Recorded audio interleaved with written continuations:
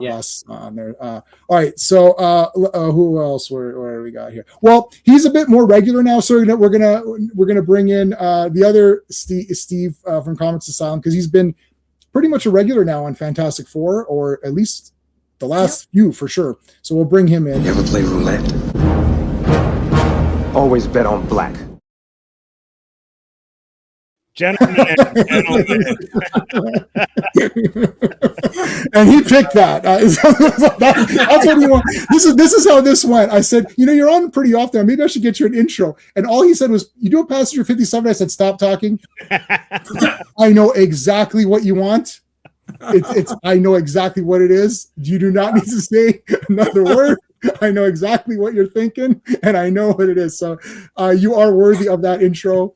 There you go. That's the highest compliment that anyone's ever gotten in the history of the world. So because like Wesley Snipes is still above everybody else, but we just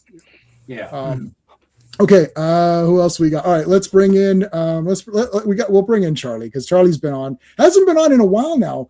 He used to come on most of the He-Man streams, I think. So hopefully the schedule's getting a little bit better. We can have him on a bit more often. Let's bring him in.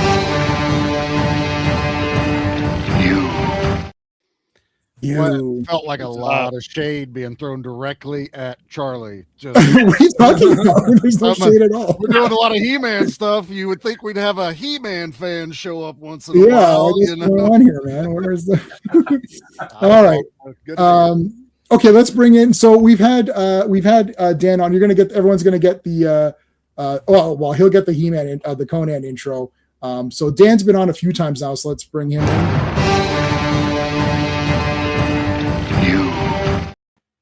I have to give you the He-Man one as well. Yeah. Just let you play with your dolls. No. No, sir.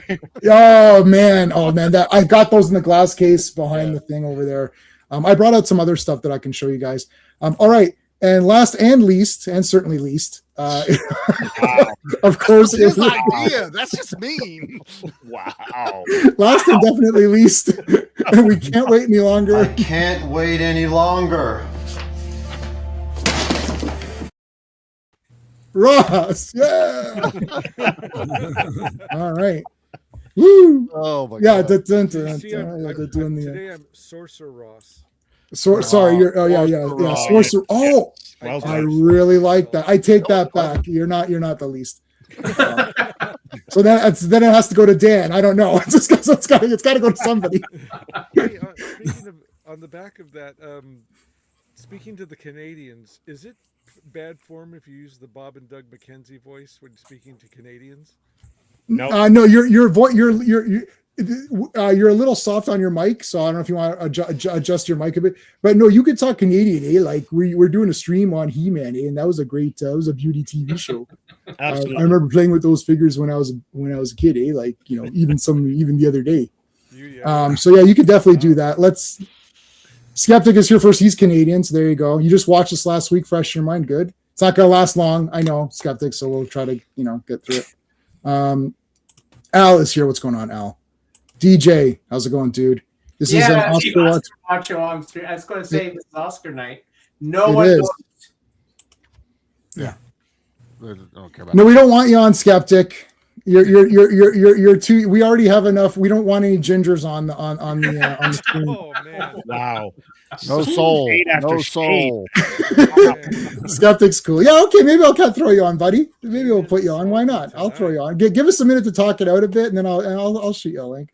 Classic Comics is here. He joins us every Monday for Earth's Mightiest Mondays. Earth's Mightiest Mondays. Yeah. Jesus Christ. The Ultimate Warrior's here. What's up, dude? Yeah. Oh my god. Yeah, I didn't know the Ultimate Warrior was here. Oh god damn, that is awesome. All right. No problem. Sounds good. Okay, you don't blame me. You are. You're a bit. You're scary. Okay. We'll say hello to people as they come in. So before what we normally do, because we got a lot of people as well, let's take a quick. We'll go. Ross, we'll start with you really quick. Did you see in the theater? What was the level? Because you're are we aligned in the oldest to the youngest? Not really. But I'm assuming that you're the oldest on the panel. That's not that's not a critique. It's just a fact. That's why I love doing this, because I'm older than you guys, and I love hearing your stories about this. So what was you're still sounding low, dude, on your, I don't know what's going on with your, you sound fine every time. I don't know why it's weird now. You're sounding fine on Ben's thing. All right. I'll let you play with your mic. Let's go. You saw this in theater. Nice. Let's go, Steve from Comics Asylum. I know because I know this is your first time was watching it yesterday. Right? I saw it like half hour ago. Oh, so nice. I coached, and I am not a He-Man, like a huge He-Man stan. Yeah. So I'm walking into this absolutely just like open-minded. Mm-hmm. And I'm learning a lot about it being on the mini comic stream and all that kind of stuff. And I don't see what the hate is all about. Yeah. Yeah. We'll go through it. Yeah. But it's very much a movie of its time. Mm-hmm. I will say that. Mm-hmm. Yeah. How does all right. Charlie, did you see this in the theater? Oh, Ross said something. Oh, Ross, you're good? Yeah, talk. It's done better? Yeah. You're still low. You're still kind of low. Just shout. All right. Let it all out. Okay. Did you see this? Ross, did you see this back in the day? Not only did I see it in the theater, I saw it like 3 or 4 times in the theater. Wow. Granted, it wasn't necessarily a crowded theater every time I saw it. Yeah. So, and this was, blasphemy. I didn't like Red Scorpion the first time I saw it. Oh, that is blasphemy. I'm taking my Superman salute back. Bruh, I now own the deluxe DVD. It doesn't matter. I have an entire Dolph Lundgren library, and this was the movie that turned me around. Okay. Yeah. Okay. Fine. All right. Okay. So, well, you saw it many times in the theater, which you've already beaten me, because as many times as you saw it in the theater, that's as many times I didn't see it in the theater. Well, I didn't have to convince my mom to take me, because I was like in high school when it came out. Right. So you just went on your own. High school when it came out. Yeah. All right, Charlie, did you go to the theater?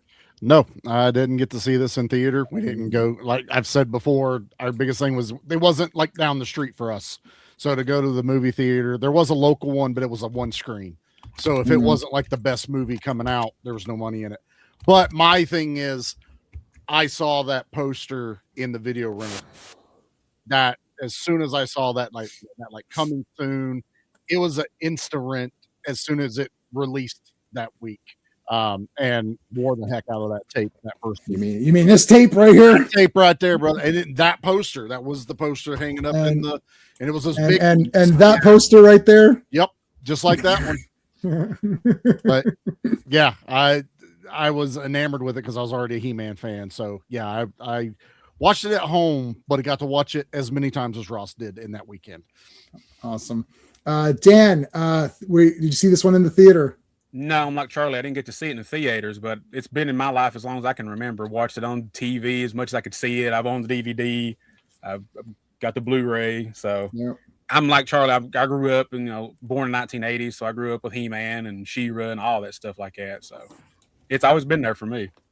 Okay, cool. Steven, obviously we did not know each other at this time, but did you see this in the theater? I don't think we ever really talked about this.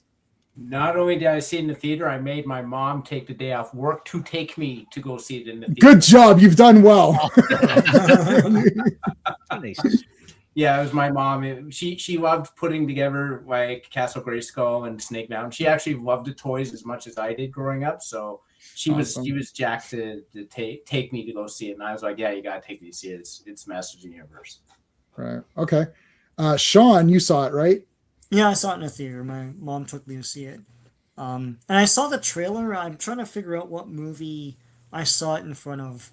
And that's how I knew it was coming. Because there wasn't any internet or anything. And so I was really excited to watch it. Yeah. I didn't see it in the theater. It was punishment. I was behaving poorly. I behaved poorly. My mom was like, "You're not going to He-Man." I was like, and the thing is that my mom's punishments were pretty whatever. They wore off in like a day or two, right? Because so I was like, I'm not going today is what I'm thinking, right? But this did not last very long where we were. And by the time she's like, yeah, okay, let's go to He-Man. I was like, no, we couldn't find it anywhere. We couldn't go anywhere. So it was like, I missed out on it. So she actually felt really bad. And then our friend, so it came out to rent. We rented it. So my mom's girlfriend, she had what's it called? It was First Choice. What was it called? Not TMN. Yeah, First Choice and Super Channel were Super First. Yeah. So she had that, and she's like, "Oh, it's playing on that." So she recorded it for me, but for some reason she only recorded. She recorded for like an hour, and then somehow it stopped, and she messed up, and then she went back to try to get the rest of it. So I owned it on that tape that she gave me, and it was missing from where Evelyn becomes Julie's parents, her mom. Yeah. So as soon as she gets the key, it cut from there, and then I missed all of that stuff, and it got back in when He-Man gets captured. So I missed the Air Centurion battle and all of that stuff, right? I saw it when I rented it, but we couldn't keep renting stuff. And movies back then for the video stores, they're paying $80 for them, $80-$90, right? To rent them out because you're getting consistent money from them. So I wasn't able to see the full movie a second time, but I watched. So to this day, because I've watched that version so many times, I've memorized almost everything except for that small section. Now, I do have, yes, I got the VHS. I think like a lot of us have that. Then there was this garbage DVD with the, remember this with the, right? That's one so there's that one. Then there was this one, Blu-ray. And then there's this one, which some of us did get. This is that Umbrella version with all this extra crap in it. I'll show it because I have it out, but I know some of us have it, like Sean has and stuff. So there's like a booklet. You know, it's a whole booklet on it with all of like the drawings and stuff like that. And then there's like cards, like, you know. Wow. There's like lobby cards and stuff like that. So this is a real. I just bought this. Unfortunately, it's I never had a Laserdisc player, Al. And then it's got a ton of features on it as well. And mine is number 787. There's only 3,000 made. 3,000 made. 3,000. Wow. Yep. All right, and it's a Blu-ray, so it's not any better than what the Blu-rays that you guys all have on your like that you guys already have. So it's not really any better than that. You can't even play this one because it's region locked. So you need mine's 405. What extra 405? What extra features does yours have? Like the documentaries or anything? You got the extended interview for the Canon documentary they did with Dolph. And what else was there? There was quite a few things. Yeah, there's a bunch of stuff on there. We can extended interview with Dolph Lundgren, director Gary Goddard, the producers, Master of the Universe 2, Tales of the Sequel That Never Was with the filmmaker Albert Pune, Behind the Legend archive featurette, Canon Films sci-fi and fantasy trailer reel, stills, posters, some kind of Easter egg. I love that the back of the thing has we got the canceled artwork that wasn't approved. Yeah, I know. The Skeletor hologram, never got it. It was supposed to be the Noram. Earl Noram did a poster for it with him fighting Blade. That was the original cover for the box, and that didn't happen. They actually messaged us saying, "Do you want to cancel because of that?" I was like, "Well, I guess not." I wasn't going to cancel it, but we ended up with this. We didn't even get the cool Skeletor one because it didn't get get that. Yeah, so the one that you're showing there. So I've got So I showed my poster. So what I have up here, that is the original theatrical one sheet, 27 by 40 official size. It's not double sided. They didn't do that back then. That's an original official poster. Behind that is the new movie that's coming out 2026. That's an original one sheet, double-sided. But I have this original poster, the official poster. I also have this one. So I actually have the two different theatrical posters they've done, both the originals. So I've got both of those posters. So I actually had those back to back so I could flip them. But then I took that one down and put the 2026 poster. And what do you got there, Charlie? They gave us the double-sided in that thing too. So we got so flip that one. And then you got the foreign double-sided of that. That's what came with that Blu-ray set. So that foreign poster, I had that as a t-shirt from Rotten Cotton. Yep. No, I don't know if anybody, the horror guys might remember Rotten Cotton. Yep. So, and Steve, I'm just moving. Sorry, there. I'm moving around people because Steve has no camera on. So then that way, when there's comments, I don't cover it. I have the He-Man Master Universe magazine. Yeah, awesome. Well, Dan is going to show us. With the Earl Norton, that's an awesome thing. R.I.P. Albert Pujols, yeah, for sure. Yep. You don't know if they're original reproductions. You can tell by the size. So 27 by 40, and that's usually the easiest way. Just go by size. But okay, so starts off with Canon. You're not going to get any better than Canon. And then Dan, after you're going to show us the cartoon or the comic that you have, right? Yeah. Mm-hmm. I'm not going to be there. Oh my God! At the center of the universe lies Castle Grayskull. Yeah, from the producer that brought you RoboCop and Star Wars. And Phantom of the Dolph Paradise. is credited before Langella. Dolph is credited before. Yep. Yeah. I gotta be honest. I don't hate this Castle Grayskull. I kind of like it. Yeah. Yeah. It's a little bit. man. Yeah, it's got a bit of Fright Zone. A little bit, Charlie? I was thinking The Filmation one. Yeah. That's just a tiny little bit of Fright Zone going on there. A little bit of Fright Zone. The Filmation Fright Zone, not Yeah, the not the No, toy or not the mini-comic toy. one, yeah. With the I puppet don't or think whatever. this is a model. This is a matte. This- very this is clearly matte. a matte painting. Yeah. It's a matte painting. Yeah. Yep. Yeah, this is a painting. You get to see Sorceress is actually there if you look very. There Yeah. she is. Yeah, Yep. it's in the eye. Yeah. Yeah, so it shows you the scale of it. Love it. Absolutely love it. Like this doorway is monstrous. Like compared to that, right? Like she's as big as my mouse going in, right? Like for as much as I love the OG, it will never be topped. This still felt like this is a futuristic, otherworldly fortress. Like this is something people would fight over, so it makes sense in movie, timeline for me. Yeah. Here's the Superman Star Wars Oh man. Yeah. But I tell you, man, that music is so exciting. It does. I haven't seen this movie in years, and the last time I saw it, I showed it to my now ex-girlfriend's son, who was like 8 years old at the time, and he wanted me to start it over again from the beginning as soon as it was over. Yeah. I mean, and I was That's almost ready- perfect. She actually wanted to see it again too because she got hot for Dolph. Now, Well, before the you music was go Bill on, Conti, I don't right? want to. I know I. Yeah, I Bill know I Conti tend- the score.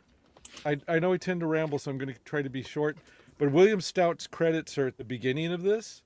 I don't know if I told you this, but like years ago, like 20 years ago, I saw a man shopping at my bookstore who had a crew jacket for Masters of the Universe.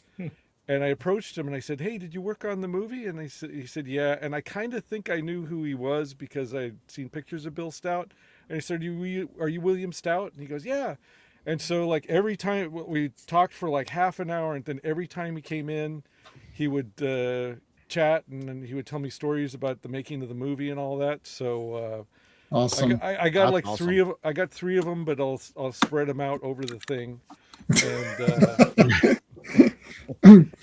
but anyway, it was So on top of all that, it's like I got an inside source for stuff to tell you during the movie. That is awesome. So it starts off with Castle Grayskull already being acquired. So this is interesting. We can assume if Prince Adam is part of this story that he transformed to He-Man previous to this. The story is that Evelyn disguised as or whatever, disguised, or maybe even just herself, but disguised as a beautiful version of stole Gwildor's cosmic key, opened a doorway into the castle and into the area, and because they don't really say Eternia. There's no Randor. It's more like everyone. This is like sort of the original mini comic story of everyone's looking to control Grayskull, and that was the play set. The play set was you got Grayskull, and He-Man and Skeletor are fighting constantly to take possession of the dual swords, the two halves, to break in and get the powers. And He-Man's defending it, and Skeletor wants to break in. So that's what they're going with here. So it's mini comic story number 1.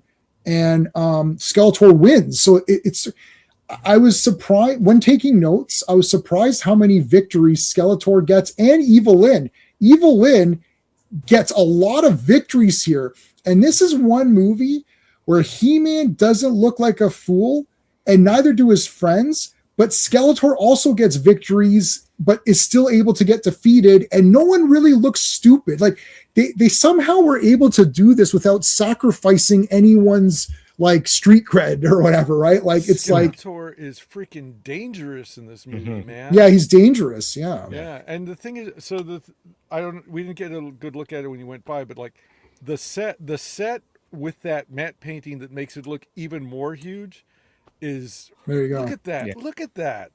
And all the costumes are absolutely fantastic. I know this was a big budget movie for Canon, but it was like a medium to small budget movie for a regular studio. Yeah. But this looks like $1 million. I know Gary Goddard, the director, he said on the commentary that like it was 2 sound stages Yes, to make Yeah, that I remember area. that. So And then he this also is- said that he wanted everybody to play it serious, that it was not going to be taken comically, that it was going to be a serious story. So he's the same guy who went on to do Captain Power and the Soldiers of the Future. Yeah. And Bill Yeah. Stout worked on the original Conan movie and has done a ton of Edgar Rice Burroughs artwork. He loves all of this genre kind of stuff. And Robert Short, I think he did Street Hawk, and he did the I think he did the Captain Power suits and stuff too. So these were all people who absolutely loved this stuff and threw everything they had at it. And the actors, say what you will even about Dolph's acting, every single actor threw everything they had at this movie like it was Shakespeare. Yep. Well, he tried and he fought for it. They were just going to like wash him over with a voiceover, and he fought to keep Yeah. it in there. Like any other person probably would just like, okay, whatever, it's just a Okay, paycheck. I'll- They I'll weren't give you a treating it quick like Bill that. Stout story. So he No, hold on a second. No, don't give it to me yet. Hold on. All right. Let's get through 5 minutes of screen. Let me just get to. Sorry. Go ahead. Go ahead. Hold on a second. I'll just drink here. That's not spreading them out. You just did one. Okay, hold on a second. Evil Lyn. This is like a lot of these outfits still look awesome now. Like this is this like because everything is practically done and a lot of stuff is in camera, so it still looks really cool. This is like wicked. I actually like this Evil Lyn costume better than the new movie's Evil Lyn costume. I like it better than the cartoon. Yeah, me too. My Evil Lyn right here. Yeah, this is like way cooler. But right away, opening dialogue, Grayskull is ours. No. Mine. Yeah. Right away, Setting the level. established. Setting the level. Well, it also helps. I mean, look at her eyes, man, and those are natural blue eyes. Yeah, it's Mhm. Meg Foster, dude. Yeah. Yeah, Yeah. Nick Foster. When they say I see blue eyes, That's Meg her. Foster every time, dude. Mhm. Yeah. Yeah. Now, Frank Langella is my top 3 best cinematic villains in this movie with Thulsa Doom and Darth Vader. Like I would rank him this high. I just love this character. He looks badass. So Sean and I covered all of the Fourth World Jack Kirby stuff in a bunch of live streams. We covered it in reading order. So we, as we covered those, you're like, hey, that's Masters of the Universe. Wait a minute. Yeah. Wait a minute. Masters of the Universe is Yeah. is the Fourth World. Wait a second. I get it. But I think this works. Like it still works now. I watch this. I watch this once a year, if not 2 times a year for sure. I've seen it so many times. Do you guys all think that this still looks cool? I know that Jared Leto in Travis Knight's new movie, they've got a skull, like an actual skull. Yeah. But I think that if it was an actual skull in this movie, I don't think the performance would work as Oh, well no. because No. it's so heavy. Do you guys still think this looks good? I think Oh, it yeah. totally looks good. This, I mean, as a kid, I didn't care. It just looked like it Right. looked close enough to Skeletor. But when you look at it now, I don't really picture Skeletor as just being a skeleton's head. Yeah, That's just his Yeah. face. You know what I mean? So Yeah. I'm not worried about bone structure or how much further things are sticking out off of him. It's a alien planet, for lack of a better term. Right. I think it works for him. I really do. And he sells it. You lose that emotion too, the way he's able to emote Mhm. all of his stuff through this prosthetic, which had to be super difficult back then anyway. So yeah, this one definitely holds up. You could still see him act with his eyes. Which Yeah. was Yes. great. Oh yeah. And you didn't get the "I'll get you, He-Man" voice, which would not have worked in this context. Yeah, not in the not well. Okay, I'll tell you. I'm not hating. I'm my small mini worry of the 2026 movie is that there's going to be that sort of silly factor, whereas this is like no, this is a straight up adventure fantasy movie. There's no stupid shit. There's no winking at the camera like we know this is goofy. Why are you called He-Man? That's weird. Like I'm called He-Man? That's weird. Like they're gonna make comments like that. Right. And it's like, why can't it just be a normal fantasy movie where He-Man's fighting the bad guys? Steve, you're saying what are you gonna say, Steve? I was gonna say that Tila says something later on, Mhm. which fits this movie, but Yeah. would be an absolute like over the top line, We'll get to. I know what you're talking about. right? Yeah. Nowadays. Yeah. Okay. And yeah. it just fits because it's like you think of that time, Right. you think of how grounded this movie is, because like you mentioned it earlier, and I'm just gonna say that in watching this, the only things that stuck out for me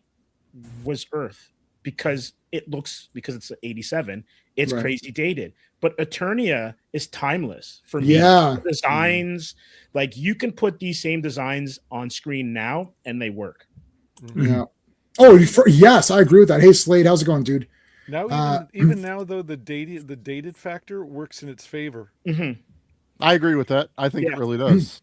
Yeah. And That also, also they, lends to the nostalgia end of it too. Yes, You know, absolutely. yes, but now we've got time travel. Someone had said this for Back to the Future, where Back to the Future, when we saw Back to the Future, that was like, oh, look how interesting the 1950s were. Yeah. But now you can look back and you get double because now you're like, oh, it's the 80s going back. So you've got like, oh, that was the 80s, and now you got so now you got two. So this one actually, because there is time travel. When they go back to the early 2000s, Then they've got right. It's Then like it's 10 years ago when they go into the future. The future, yeah. So then watching it now you're getting a fake 2000s, and then you're getting the real 80s, and then you're getting it's like the Turbo Kid movie. It's like a movie made in right where it's like it's supposed to it's made to look like a movie that was made in the 80s that's about the 90s. Like, wait a minute, That's exactly it. Yes. that movie's a masterpiece, and we got to do that on this channel. Turbo Kid definitely needs to happen. That's a masterpiece, yeah. But but anyway, it started as soon as Stan Bush's song came. I was like, did I miss a Stan Bush? And that was a new song. Anyway, Sorceress. Now again, White Sorceress. This is the first Sorceress designs of the pure white. I'm surprised. Sean and I've been covering the mini comics, and Steve, you saw this too. The Sorceress was still white, and then there was somewhere she was fully pink, which was weird. Mm-hmm. I didn't realize that white was around so much. Like I thought it was just like a one-off or something, but like I didn't realize that, White Sorceress, this could be your Sorceress depending on what medium you're consuming for He-Man, right? Like yeah. It was even they did the new figures, the exclusive with Castle Grayskull got the all white. Yeah, the white. that's the one I got in the back Yeah. there. Yeah, it's the White Sorceress. And look, right? I'm sure we all know, and I'm sure most of the people watching this know the reason why the characters we grew up with aren't in this movie. They Right. didn't have the rights to Filmation. They could only use what was pre-existing before Filmation. So for everyone complaining, there's no Orko, no Battle Cat, no, that was for the cartoon. Oh, I'm And not complaining. There's no Filmation, Orko. Yeah. Well, I don't like Orko either. I'm with you, Ross. I mean, Hey. side on that. Yeah. But just so for everyone that always makes that argument, they only had what they could work with. You know? And the plus Gary- robots, and the robots were, we can't kill anyone. It's still a kid's property. Right. So you got to do that now. So Oh. that's where I'm like, all those arguments are now moot. It's been explained. We know it. I love that picture of Skeletor. Yeah. This is bloody. This is a great intro for He-Man. It's like looking up that Skeletor, and then it's like, Love it. yeah, that is awesome. Okay, so for all the haters who talk about the mullet, it didn't become a meme until 10 years later. This was the haircut Duran Duran had. All the cool people had it. Oh, it was the Got style. Looked good. Yeah. He was rocking it. Oh yeah, every Well- hockey player had that haircut, man. Yeah. If he'd have had short hair, it would have just been Ivan Drago fighting Skeletor. So he had to Exactly. stand out. So it works. And long hair would not have worked either. This is perfect. No. Yeah. Showing He-Man deflecting stuff, that's right out of the cartoons and comics and all of that. So that's fully there. That looks really cool. What you just happened to stop on. Look at Yeah. look at the VFX Yeah. right there. That's wicked. We are paused on it, and you're still looking at it like, yeah, he deflected a laser. Yeah, he's deflected it. Blast effect, yeah. Like, Yeah, so it's freaking cool. Yeah. I like these horde. I like these troops. They didn't have the hover guys, but that's a Filmation thing. So they just created their own guys for it. And I right? love how you just about said horde, because I've always thought that too, that Yeah. they look like the horde troopers that were robots later on in the Yes, cartoon. yes, Yeah. they could have. Yeah, they're like the black horde troopers instead of Yes. the white ones. It's like stormtroopers or whatever. Yeah. So here's meeting up with Tila. Now here's a defense of the new movie. This is Tila's fully clothed, so Yeah, we're wow. used to Tila in the pants and all that. Not that we're saying we don't want to see whatever face is Camila Mendez in the proper Tila outfit, but anyway, I guess we'll have to let that be. But yeah, Tila was cool here. I love Man at Arms in this movie. Idris Elba is awesome, but this guy he brings such it's just like heart and soul, and like he's just, I don't know, there's something about this guy. He's like, like the food part, I love it. I love the stories. He's like, I'm not always hungry. Remember, he goes, there's 30 days, and she's like, without rations. Yes, it's the sort of like, you've told this story 100 times, Father. I know. Feels part of the lore. Like, he feels like, yes, he has fought many a battle. He's he also exudes that fatherly kind Yeah. of feeling to him as the movie goes. And look at that picture. They've got his shoulder pauldron. It's Yeah. not gold, but Yeah. it's there. Yeah, It's yeah. cool. So Slade Wilson said that Chuck Norris should have been Man at Arms, but that would have been funny. But I disagree. This guy is like a He's good perfect. dad. Yeah, he's awesome. His face mask is on his chest piece. Yeah, The toy face mask. They've Yeah. molded. Yeah, it's in there, yeah. Oh, Yeah. That's awesome. Yeah, I know. I noticed that. I noticed all the. I've got like freeze frames or everything. So yeah, rescuing Gwildor, of course. Gwildor. I like Gwildor in this movie. Actually, I think he's really cool. I also like Orko. And rewatching the cartoons now and taking notes for streams is different. Orko actually does a lot of good things and is actually overall more helpful than not, because the things that Orko screws up are funny, hanging around the house. He's goofy, but when it's time to get stuff done, he does help. And in the mini comics, he's only shown as helpful in all the ones that we've covered so far. So I like Orko. They got the performances. Yeah, he's annoying. That's a lot. See, Skeptic, don't lie to me. You didn't watch all the He-Man. Okay, as the old guy who was too old for the cartoon, I can handle Gwildor, but I'm still, out of respect to you guys, I'm not going to call myself an Orko hater. I'm going to call myself an Orko wish he was just a blind spot. Right. But Billy Barty was Sigmund from Sigmund and the Sea Monsters, and he was Yep. like in a lot of great stuff, like variety show stuff when I was a kid, all the Sid and Marty Krofft stuff. While you're talking this, you don't. How's Gwildor annoying? You don't like Fenorians? Oh, great. They're a peaceful race. Maybe he's talking. They're about peaceful, Orko. trusting in every way. Like, okay, so now I've got a question for the panel that's been bugging me for many, many years of this movie. This is the place to discuss it. He comes in, and Gwildor's place is awesome. All this great imagination. This is what you get when you have a real location and it's not CGI room. It's not a room of CGI. Lots of trinkets and little cool things that your imagination is like, oh, I wonder what that does. Like, locksmith and inventor. So he creates the cosmic key. What other little things does he have? You can see he takes lots of gadgets with him to convert the car. He has the little scanner. He has the grappler. He also has other, like Man at Arms has gear. I like all of the little gear in here, but He's like a little mini Q running around. He's a He has mini like all the Q. Little. This also, but before Jamie makes his point, Yep, this yeah. always reminded me of Agra from the Right. Dark Crystal, when you Oh, went into yeah. her like little Yes. sanctum, always reminded me of that. Yeah. All right. So now here's the question. In the next segment, Karg comes in. He says, "Find the key, tear this place apart." How did Karg know, or did he know that Gwildor had a prototype? Because Evelyn seems like she's like, the little worm has another key. She seems surprised that he had another key in the next segment. I'm almost somewhat thinking that maybe this Karg attacking maybe was supposed to happen earlier to get the first key, or looking for, I don't know, or did Karg have secret intel? Because Karg's character, if he had secret intel that there was a prototype key before even Evelyn knew it, and he was trying to gain favor by getting it before even Skeletor knew about it. So I'm not sure if there's a missing scene where someone reports to Karg to build his character, because Karg is not from the cartoon, neither is Sarad or Blade. Nope. So what do you guys think about that? Or did you notice that was a bit of an error? We can go like Steven. Do you remember that? We'll go from the bottom. Steven, do you remember this happening, or you're not sure? No, I don't remember it because they were taking him away. So I assumed they had interrogated him at one point and he had spilled that there was another key. Mhm. So that's what I thought was what it was. I didn't think, because naturally you wouldn't think that they would have he would have another key, because he said this is the prototype. So generally when you have a prototype, you have one, not two. So Skeletor has one, or Skeletor actually has the finished version on him already.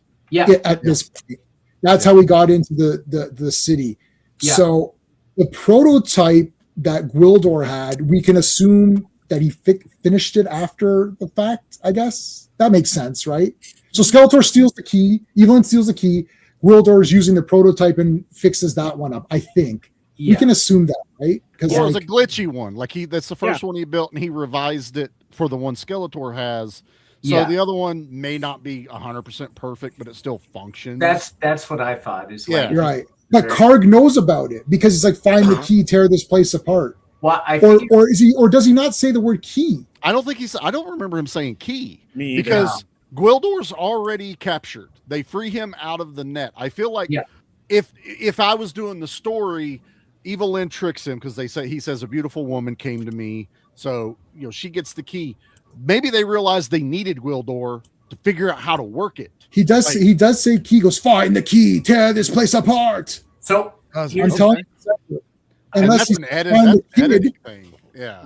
I feel like Maybe a missing Gwildor scene. was interrogated, right? Like they still have him in the net, so he probably was interrogated, and it was probably Korg who did it, right? Because he seems to be the main mercenary for Skeletor. That would actually make sense. I could see that. Yeah. Okay, so we missed a scene where Gwildor's in the net captured, and he admits that there's another key back at his house, and then he's like, we got to get back to my place. They get there, and Karg is already on the way. That would explain it then. Find the key, tear this place apart. Yeah, buddy, I've seen this many, many times. I know for sure what the dialogue is. He says it. Okay, so actually, I think Steven explained that. So does anyone want to add to that, or should we move on? All of the handheld props in this movie are freaking amazing. And I will say that when I saw it in the theater and on DVD, they didn't, like, when I saw a Blu-ray version of it in the last 24 hours, and you could kind of see how handmade and homemade some of them look up close. But when I saw them on the big screen, they looked even better than the film grain and projection covered up some of that. So everything looks great. Here's Sorceress in the energy field, which only he can dissolve. He's taking your power. It's like, I can withstand him until moonrise. All right. Oh my God. Here we go. Look at these badass guys. There's a lot of cool timekeeping, like, days, chromons or whatever. Like, I show 0.4 chromons to moonrise, and I can have it ready in a preton, or like, I wonder if they went, Dan, you've seen, because you heard the commentary. Do you remember if did Gary mention that they came up with terms, or I can't remember because I've seen the commentary, but it was too long ago. I don't think he's mentioned about putting it on a time clock, but I forgot exactly his explanation for it though. Like it seems like he had a lot of like because they had all this terminology that we so is day is what is day? Day is this word. Minute is this. Second is this, right? Preton is a second because I'll have this ready in a second or a minute, right? Like, so they use little terms that are new. I always like that kind of stuff. I always think it's pretty neat. They So- did that in the old Battlestar Galactica show too. Yeah. Centons and Right. whatnot. So here's what's her name? Monica's mom. Yeah. Rachel's mom in Rachel Monica from Friends' mom. So there's we got Frank Langella who's in Deep Space Nine. We got the three named guy that I can never name. He's from Voyager. Yeah, Kevin. We got two Friends people. So very, very interesting that they've gone off to Christina Pickles. Yeah, she's she's Monica Geller's mom or whatever. And Monica Geller's in this movie.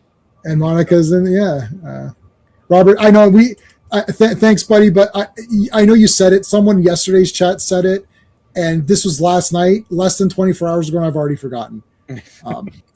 I know it's Duncan is one of the names, and I know McNeil is one of the names, and I can never get them right. And I don't like three name people. Like just pick two. Yeah.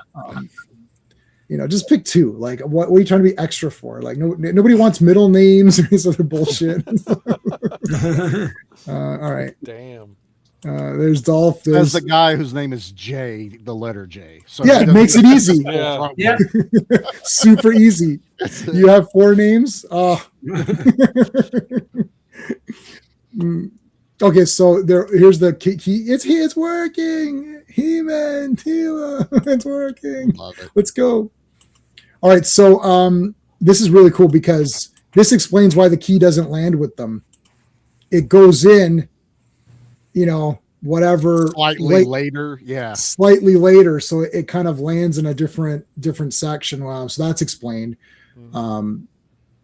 The cosmic key can open a doorway to anywhere, which would even mean within a force field.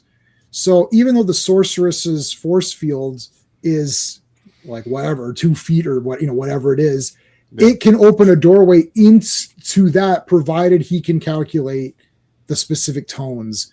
What do you guys think of the music in relation to the technology? Because He-Man is interesting because it's got technology and magic guys. Mm-hmm. So this sort of using sound as part of your technology is kind of neat. I like it. As you were saying that, I was just sitting here thinking, like, it does go through a force field. What most of the time can you can hear through force fields? Sound, yeah. So sound is still making it through. So whether it was intended or not, it still makes even more sense that the cosmic key could work through force fields because sound can reverberate and end up in other places. So it still works. Like this isn't what does Pete call it all the time? The Godzilla science, Toho science, where it doesn't actually make any sense, but we just believe it because it's in the movie. Right. The oxygen destroyer. And exactly. Like most people would look at this and be like, it's just Toho science. Well, you really want to think about it, there might be a little shred of truth to it. Well, the cosmic key sounds like an 80s synthesizer, but I'm all for it. Yeah. Yep. But it turns into in this movie, so that tracks as well. Right, so they actually use that in a clever way to be like, oh, that's one of those Japanese synthesizers, and then because Kevin says it, and then later he takes it to Charlie. He's like, oh, I've seen one of these. It's Japanese. He's like, no. It's a product of its time, but which is great, and it's it's fantastic. The Havoc staff. And now this has to be this already looks better here. I think this is the best Havoc staff. This just looks awesome. It looks like a weapon, you know what I mean? Like it commands, power and everything. I know he doesn't. He doesn't use it as what we know as the Havoc staff. It's Yeah, he more or doesn't less- shoot with it or whatever. You don't see it till he fights with it at the end before it has any kind of like power to it. Right. Yeah. So they escape. What about the dialogue here? I must possess all, or I possess nothing. None. Yeah. Oh, that is awesome. Shakespearean, dude. Yeah. That's Yeah. what sells it so much too. Yeah, he's in it to win it. You know what? I'd put this Skeletor up there with Ming the Merciless from Flash Gordon too. Yeah. I love Ming. Ming is awesome too. Mhm. Well, it also, they're not insulting children. To be at this type of dialogue and this type of delivery, they're not talking down to kids, even though they Right. know that kids are watching this movie. It was made off of a children's toy and storyline. But the way they play it serious, it's like, they're not talking down to kids. And I like that. I mean, in Flash with Ming and Skeletor, you've got like first rate, like the most trained actors in the world. Yeah. Yeah. True taking actors. the Yeah. true actors with tons of makeup on their faces in these roles, in it to win it and acting like it is in fact Shakespeare, and not talking down to kids, not camping it up. I mean, they're camping it up, but they're doing a really good job of it. Right. No, I agree with that. Well, you need to, if you got your two leads, one of them, Chris Reeves my favorite, but you're like, well, if we have Brando and we have Gene Hackman, we have these other guys that can play off of him, then we're guaranteed, because we've got this new guy, Chris Reeves, who we don't know. Mhm. It turns out obviously he's amazing, but stack it up with a few other guys, and then we've got like a for sure good thing. We're okay, right? Christopher Reeve, I don't think even got the top billing until the third one or whatever, right? When finally they're like, oh, okay, now he's put his name in the front. Right. Or whatever. Yeah. Yeah. It was Well, no no, longer, the- you're just playing the title character. You get top. No, it didn't Right. work like that. Yeah, the Yeah. big names in that first movie are just for funding. It's like you put Yeah. Marlon Brando Correct. in the movie and Yep. you get millions of dollars, right? Yep. That Gene is the- Hackman and all Yeah, that. right, Yeah, right.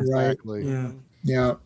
I'm looking at Tila's thing there, and I'm like, are those snake heads kind of somewhat coming off the sides there a little bit? Like over here, yeah. Yeah, whether I'm wanting to see it or it's actually there is kind of weird. Yeah, I mean, oh, and she's married to Scott Bakula. She's still married to Scott, because that's another Star Trek. That's 3 Star Trek references. So he's clearing his gills or whatever, his gill Yeah. slits or whatever. Gill That's slits. kind of it's like so he blows them out. Love it. Where is the key? Uh-oh. You And now gotta- she uses. Sorry, go ahead. Yeah, you gotta say, they introduced a bunch of new characters here, but they were creatures. They were interesting. They had creativity. You Yeah. draw a line to like Mortal Kombat now to introduce a new character. He's just a dude, and he's the main guy. Right. Where- And in that movie, they had access to all of the characters. It wasn't all a the rights. limitation.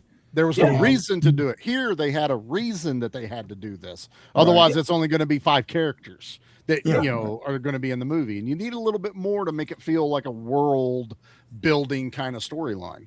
You got He-Man.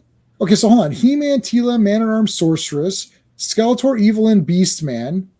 Anyone World else? Well, no. Originals. Yeah, that's your originals. So you got 7 guys. They're all pretty good. Yep. Beastman doesn't talk, but what Beastman. Like, what was he going to say? Oh, Skeletor. Like, Yeah. Restraint. They restrained themselves in all the right ways. here's But the move. I appreciate that in the comic they are the toy accurate designs. Yeah, so Dan actually has the physical version of the comic, which we can take a look at, and we'll take a look at it in a minute. So Man-at-Arms there, Moo, that's kind of funny. That's how Moo. They're gonna be. I love in the commentary. Goddard was saying that the cow for like 40 minutes would do nothing, and then when Gwildor walks away, and he looks at him, he's like, "It just did that on its own." He's like, "It just happened to do that, and we kept it." Oh, Just let him awesome! walk away. Here's a very young Courtney Cox. Yep. Got a little bit of a bra there. That was good. I remember as a kid, I was like, "Ooh, what's going on over here?" I think she's changing behind there. What is this? For her That's, first movie, I think she did really well. Yeah, but she was in Misfits of Science earlier as well too. Yeah. The TV The show. TV show. Has she danced with Springsteen by this point? Or was Yeah. that- Oh yeah, Yeah, For she'd sure. already danced. Yep. That's how she got discovered. No. Yeah, she did that. She did Springsteen and then Misfits of Science on Yep. NBC. Yeah. yeah. Wow. Robbie's Ribs. There's and I love the song in this "Living in a Box," which I have on my playlist just because it reminds me of this movie. Is that But, the only reason why? Well, also I work in boxes, so it makes it funny. Oh, well, there you go. But there's Tom Paris, Mm-hmm. TP right there. Robbie's Ribs and chicken. That's Robbie's great. Ribs.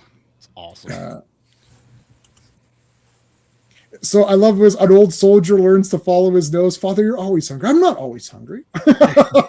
During the siege of whatever, I was always trying to figure out what name he's saying because it's like, oh, is that a place? Is that a real He-Man place? Like, so I can't tell what he says here, but I love the and then it's like, he goes, this is good food. I wonder why they put the food on these little white sticks. Those are rib bones. I mean, this used to be an All animal. right.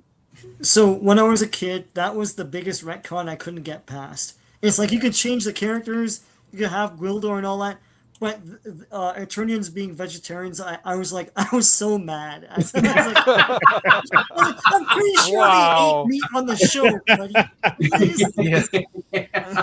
Yeah, that was the one thing I had a problem with. That's one thing I didn't like as a kid either. I was like, wait a minute, they eat meat in the cartoon on bone. Yeah. They have a They know cook. what- Yeah, they There's a know whole what scene with meat the is. cook in the cartoon. So They yeah. have like roast and stuff. Yeah. It's Yeah. like, what is this crap? Yeah. Isn't there like it's probably an Eternian turkey during the Christmas episode? Isn't there like a giant fucking bird Yeah. on the table Oh. for their feast? Yeah, and you got like Well- the chef that comes out. He's like, "Yes, sir, the turkey." Yeah. Yeah.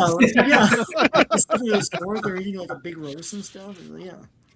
I mean, yeah, it was weird, but it's a funny scene because Man at Arms like, yeah, who cares? He cleans the bone. Like Yeah, it's, clean- it's gone. and he takes a chicken wing with him. He on the takes way. with it. He takes He with grabs it. another piece. Listen, you don't leave fried chicken behind. Are you crazy? You don't know when the next meal's going to be. What do you think you have utility pouches for? Fucking Yeah. bone, Yeah. chicken And nuggets. I gotta tell you, every time I see somebody eating good food in a movie, it gets me hungry. Even just now, I was thinking, God damn, that looks like good. Look like good chicken. chicken. Was Gwildor really going to share? Or No. he just do that? No. 100% no. He wasn't even- I was I going to was- share. He was covered in barbecue sauce. Yeah. I don't know how much he ate earlier. Okay, you know what? I also drink the Swiss Chalet sauce. And I was like, finally, someone else drinks this because I drink it all the time. I drink the sauce. I And just it's- drank the KFC gravy. Oh, it's yummy. It's Oh, beautiful. yeah. That's great. That's all I would eat as a kid. So yeah, I Yeah, tried it's like- stuff, dude. so he's like, yeah, I was going to share. I was like, but, yeah, oh, beautiful, the Colonel. No, but Man at Arms says, sure you were. Even Man at Arms didn't believe him either. He's like, but Tina's like, why are you guys in my sector? Like literally 3 of them are in the wrong sector. It's like, It's the Man, food, always, man. always follow your nose. Yep. Smell food. you know what I use for French fries, buddy? Oh. I use Cajun sour cream. Oh, Mm. All right. I get the Cajun sour cream and I dip my fries in that and I drink the sauce and I obviously dip my chicken in the sauce too. Oh, from Swiss Chalet. From Swiss Chalet. Americans don't know what you're Wow. talking about. So Yeah. I mean, I've got a good idea based on what you're describing. I mean, it's Cajun sour cream and I dip fries in it. It's beautiful. I have had poutine. Okay, let's just say. All right, Yeah. we're fine. Well, I don't do I don't do poutine hardly ever, which is Really? weird. I'm not a big poutine fan. I No. love it down here. Yeah. Poutine on my fries with a little bit of fat back in it. Yeah, Awesome. no, it's definitely yummy. Get poutine with smoked meat on it. You'll Oh my never God. go. yeah. Oh my god, dude. It's Oh. so good. Wow. See, it became all about meat now. That's how they do it. You know what? Though? I just got done eating dinner and I'm hungry now. Okay. So I'm watching this for the first time, and the thing that stuck out is who orders a bucket of chicken and ribs on a date? Yes. I know. Oh yeah. Like It that was was the like, No 80s. kissing it was afterwards. so Yeah. bizarre. No, yeah, that is the answer that was the 80s is very fair, for that. Yeah. I was 17 in the 80s, so I don't remember that ever. I mean, if you're asking my opinion, there's no bad time for fried chicken. Like I don't know, you could order it right now, and it's like it's always. If it was the 80s, it would be Pioneer Chicken, not necessarily KFC. Okay. So Yeah, it'd been All right, early KFC, Kentucky Fried Chicken. Yeah, that's what it used to be. actually. Yeah. They used to have the best bread. They'd give you this bun. It was awesome. It was like soaked in butter. Okay. This scene is hilarious because he gets mad shade from her. Yeah. Yeah. There's a reason So- my parents are dead. Yeah. Well, she says she says I'm the reason, but I was gonna go see you. So she blames herself, but he's part It's of really it. him. It's really him. It's really him. Yeah. Yeah. I'm she like, traded damn. her parents for him. Now that graveyard is about 2 towns over from where I live. It's Oh, just wow. up on the Cool. hillside, and it's probably got burnt down during the fires. That's Oh, very God. possible. Yeah. Here's the I love that he's like, we got to take this to the caretaker. He's like, what are you kidding me? He's going to keep it for himself. And he would. I guarantee you the caretaker of Laurelwood Cemetery is super shady. This is one of the greatest, most interesting and intricate props ever made for a movie. Yeah, it's It's awesome. so weird looking. It's really cool. Yeah. And it looks like it has function to it. Yeah, it moves around. It does everything. Yeah. It does all that cool stuff. Yeah. So now they've used the problem is that because they've activated the key, Skeletor's main key can get a signal, so they kind of have an idea. So the next time they use the key, lock it in and get the big advanced group. Right? She's like, should I assemble a full force? Like, no, it may be a trap. See, Skeletor. What I love this in all movies, and especially Death Note. This is one of the things I love about Death Note. But in all movies where they're showing the two guys, this came up during Mission Impossible Part 2 when we were discussing that movie. Yeah. Where both guys are smart. I think Siskel and Ebert would talk about this, where they don't like where in a movie the characters are not as smart as the audience that's watching the movie. Because the audience, so Skeletor's like, hold on a second, don't just send everybody. Let's get the signal, see where it is. We'll send some of the mercenaries out, scope it out. If it's good to go, we're gonna go in, right? So it's like he's thinking too. He doesn't know if He-Man's got the key. He doesn't know that they don't have it, right?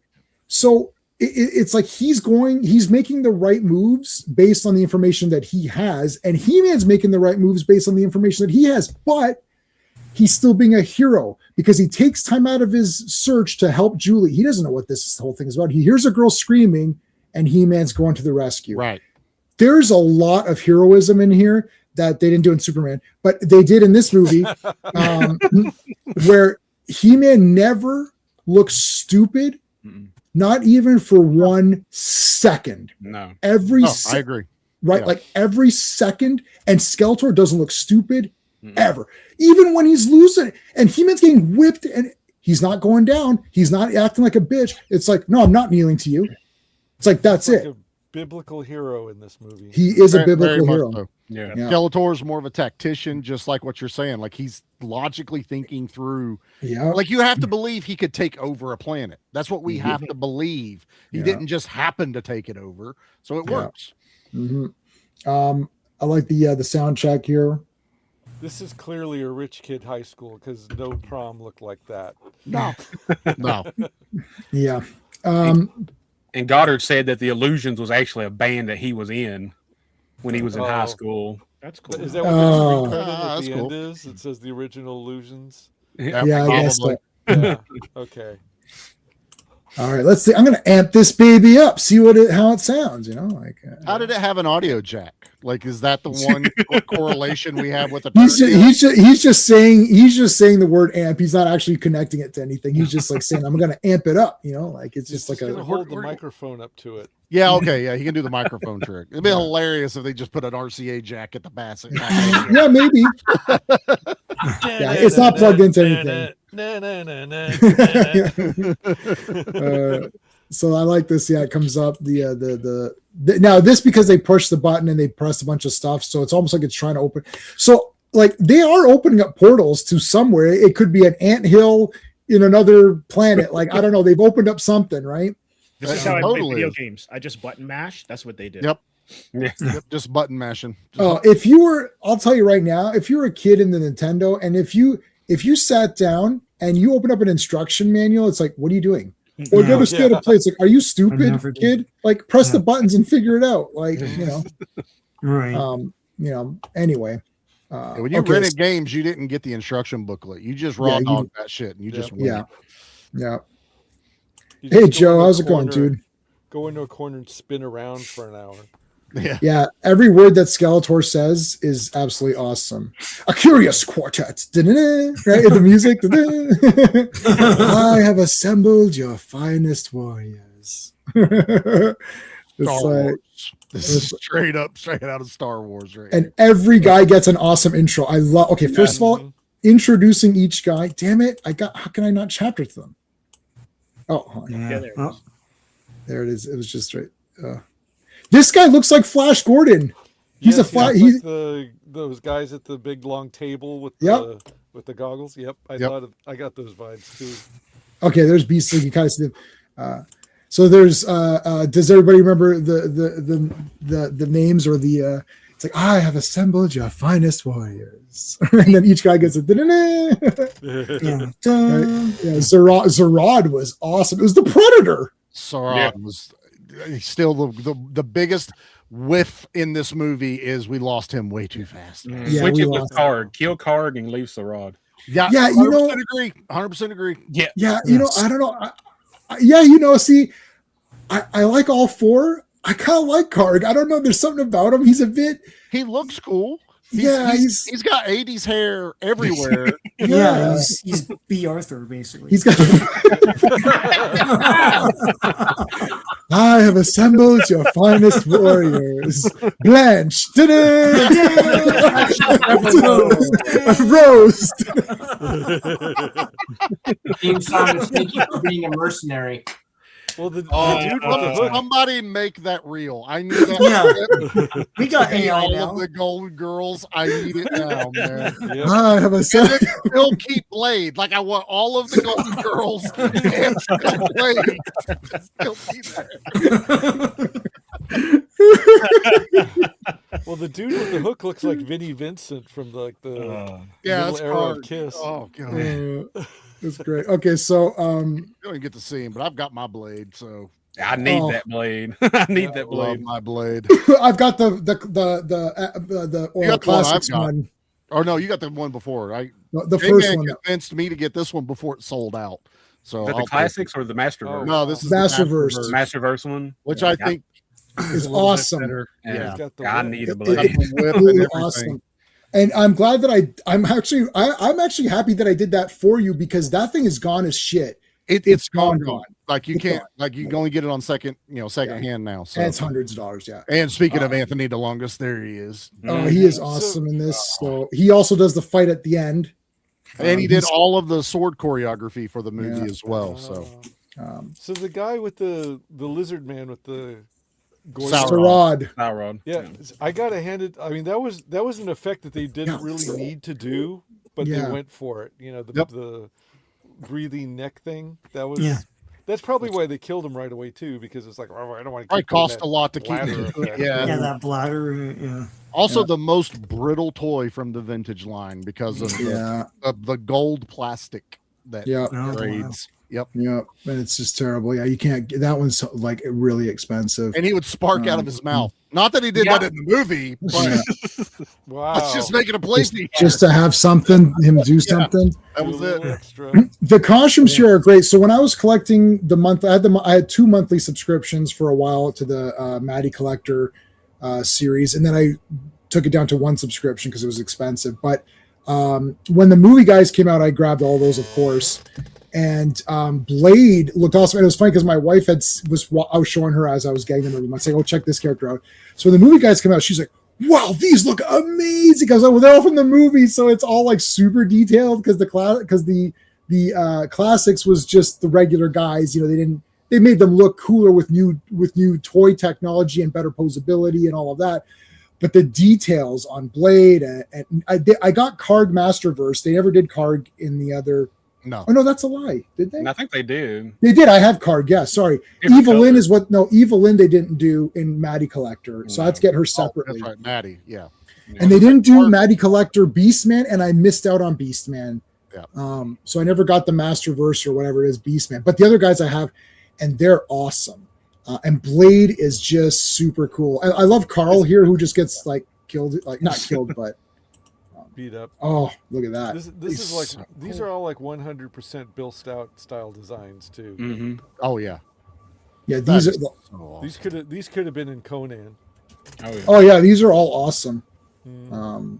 Who's your rank the four mercenaries? Steven, so Karg, Sarad, Beastman, and Blade. Those are your four. Who's your top guy Well, in the movie, in the movie? it's Karg, because he's the guy who was here beforehand. He seems like the head lackey, I guess you could say, of the mercenaries. Yep. So for me, it's Karg. I mean, he's the guy who they entrusted to go get the key. Like Beastman and Sarad and Blade, they weren't there. So That's true. Yeah. it's Karg. Steve, Ross, who do you like? Do you have an order or? I like Vinnie Vincent, and I like the look of the Lizard Man. But Yeah. this dude's pretty badass too. But I'm Vinnie Vincent's my top. All right. Carl, Dan, yes.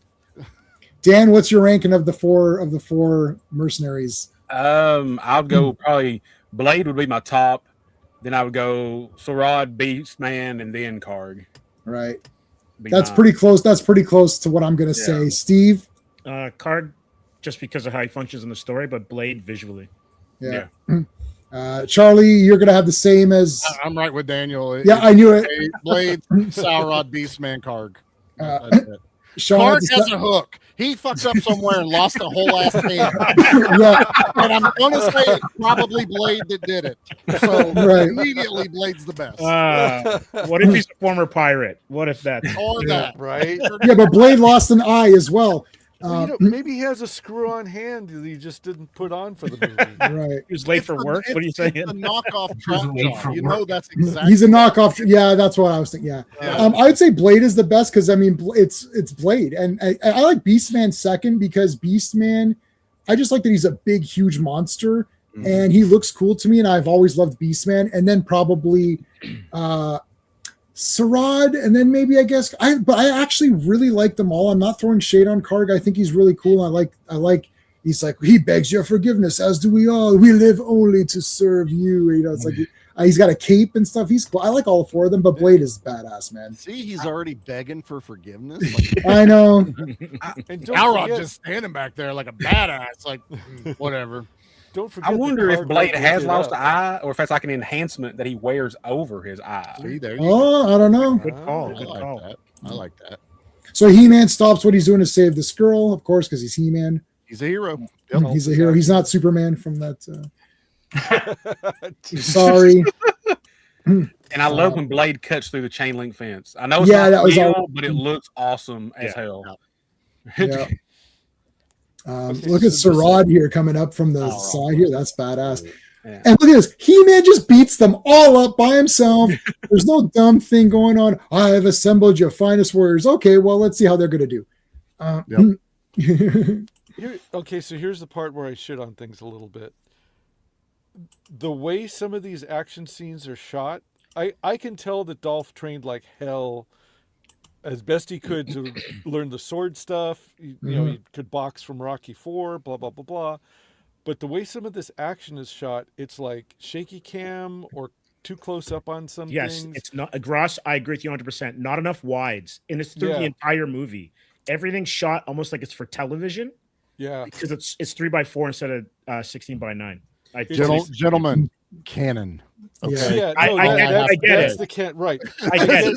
I get it. Because I think that is because it's a canon movie and they were probably fighting against time and budget Mhm. and they didn't have Oh, time yes. to block out everything and film Yes. it properly. But that's my criticism. Yeah. Yeah, but it looks, there's a couple of shots where you can see that like the fights would have been legitimately good if they had had the time and Yeah. time and The budget. final fight, they had no time. There was going to be no ending. right. Yeah, there They was went- no final fight. Yeah. There was no there was supposed to be this really elaborate Frank Langella learned the entire thing. It was going to be like a Mark of Zorro kind of like mega fight at the end, right? Like a Right. big long elongated or Errol Flynn Adventures of Robin Hood, you know, whatever. Like it was going to be this big huge thing. They had zero time. They're like, there's no ending.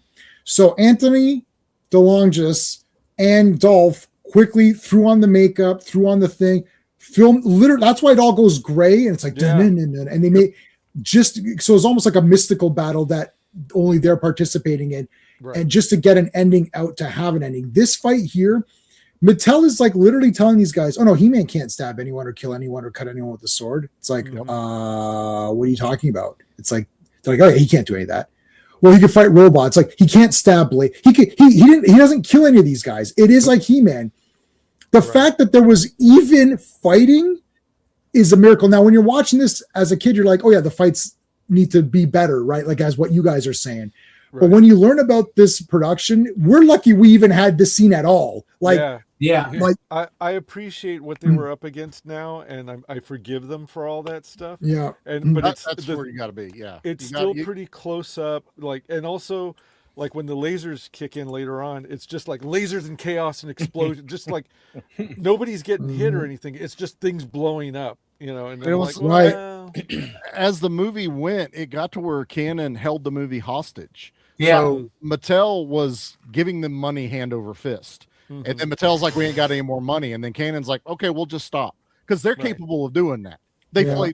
played these games that Mattel just now got into. Mhm. So then Mattel panics because it's wasted money. Okay, now do this. So a lot of the disjointedness, I guess you could say, of the movie when you're looking at it, critically, that's where a lot of that is.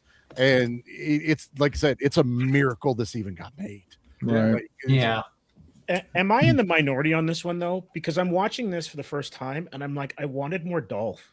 Like I wanted. Oh, more- yeah. You're not in the I minority. don't know. Yeah. Yeah. It's Every okay. kid wanted more He-Man in this. Mhm. He's almost like a side character in his own film in a way. Yep, Like he's right. there a lot, but I wanted way more. So here's a quick Bill Stout story that he told me. Have you guys remember a comic called Concrete? Yeah. I don't remember that, but yeah. The old guys do. Concrete was a big independent. It was a very popular indie comic, but it was also kind of intellectual for its time. There was a big rock dude who kind of looked like a smoother Ben Grimm, and his name was the character was Concrete, and he wanted to be a journalist. And so he goes on to the whole series is like it's a series of mini series about him traveling or doing different things and writing about it. So in one of the stories, one of the arcs is about him being on the set of a Conan ripoff, basically the set of Masters of the Universe. And Bill Stout said that Paul Chadwick, who created the Concrete comic, talked to him at length, and he told stories about the making of Masters of the Universe. So if you read that miniseries, it's like Bill Stout's. Yeah, I'm looking at the disguise. comic. Yeah. So anyway, That's crazy. So they said that what happened was that Dolph wasn't still not the great actor that he is now, and so they just sliced back a lot of his scenes and dialogue and everything to the That's barest minimum. understandable. Like his best. He comes across pretty good in this movie because this is like the best of everything he did. Yeah. Well, to the movie's credit, though, now it just feels like an overarching adventure movie. Yes. Like Right. without there's not an Indiana Jones character in it. He-Man's Right. there, and obviously he's the main one we want to follow, but he's not driving the story. He's just You know- one of the masters of the universe. Right. I mean, if this had been truly done to be faithful, it would have been a completely Skeletor He-Man story Yeah. arc. Everything would have been revolving around them. Now it's like we've added the human characters, the cosmic key, all this stuff. It's like, Skeletor's almost like, oh yeah, He-Man. Yeah, let's Right. capture him. I don't like that guy. So here Yeah, he but is here comes Lubick, Arresting Strickland. arresting the slackers. Yeah, the slackers. I love it. I love that he's like just like an upgraded print. He's upgraded. Same guy. Principal. Yeah. Yeah, he's the upgraded Strickland or whatever. Geez, didn't that guy ever have hair? But this is the part. This is Back to the Future 2, bad future version of him, right? Where he's got the shotgun on the porch or Yeah. whatever. Yes. Right. So this is. I love him. I absolutely love everything about this character. I love that he stays at the end. He shows up at 40 minutes in. This movie has an hour left, and he just is so memorable. I was like, oh my god, Lubick is great. This is for real. It's Well, like he now turns into us kids watching this. We're into it. Ludwig is now our parents watching this movie with us. yeah, And they're like, does this not make any sense to anyone else? And that's Ludwig the rest of the movie. Well, after the events of Back to the Future, he had to go into witness protection. So that's right. where he now is a cop in his town. It's awesome shit. Listen, kid, I got arson. I got stuff blowing up in my face around here. You better know something. This is all great. He's like, and Kevin's like immediately pissed, and he's like, well, why aren't you looking for it? It's like, okay, hold on. I literally learned about this missing girl right now. Like, give me a minute to process what's happening. He's like, well, why aren't you looking for her? It's like, dude, hold on a second. Like, because she could be in the trunk of your car. I don't know. Where do you want me to run? yeah. All right. So it goes, follow them. They must have a doorway to Eternia. Right? Oh, And I love where they're talking here. I love the car. So And again, go ahead. This is how you can tell that this is an 80s movie that was made by boomers, because somebody's going to have a vintage 1950s car. Especially a pink Cadillac, because that was a big thing in the 80s.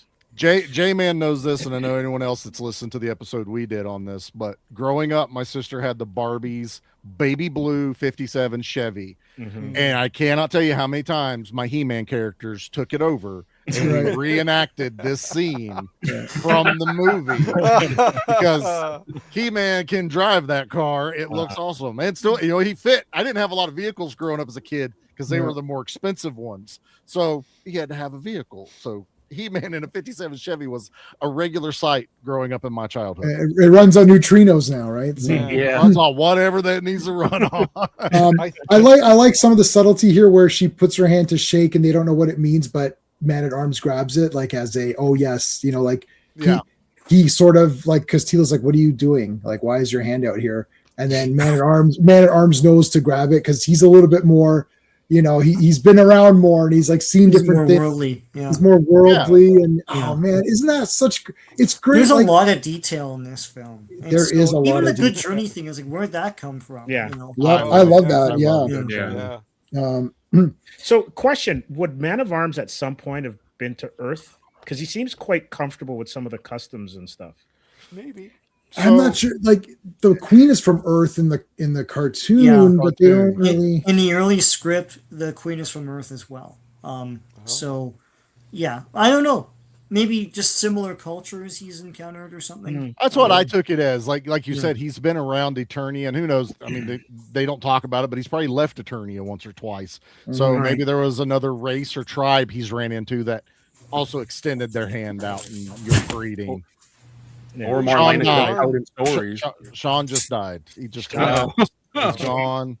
Everything is a screen. Oh no, he's back. He's back. Like the camera shook and just Sean's gone. What the hell is that, man? I think maybe I was getting my heart because there's some pages from the original script in this thing. Oh, okay. Cool. So, Dan, sorry, what were you gonna say, Dan? Oh no, yeah, I'm sorry. No, maybe Marlena was telling stories, and he's heard all the stories of Earth from her. Maybe that'd be a cool way. And Marlena may have shook, Man Arms' hand, but it doesn't matter. The point is, like, it's cool little details of stuff, right?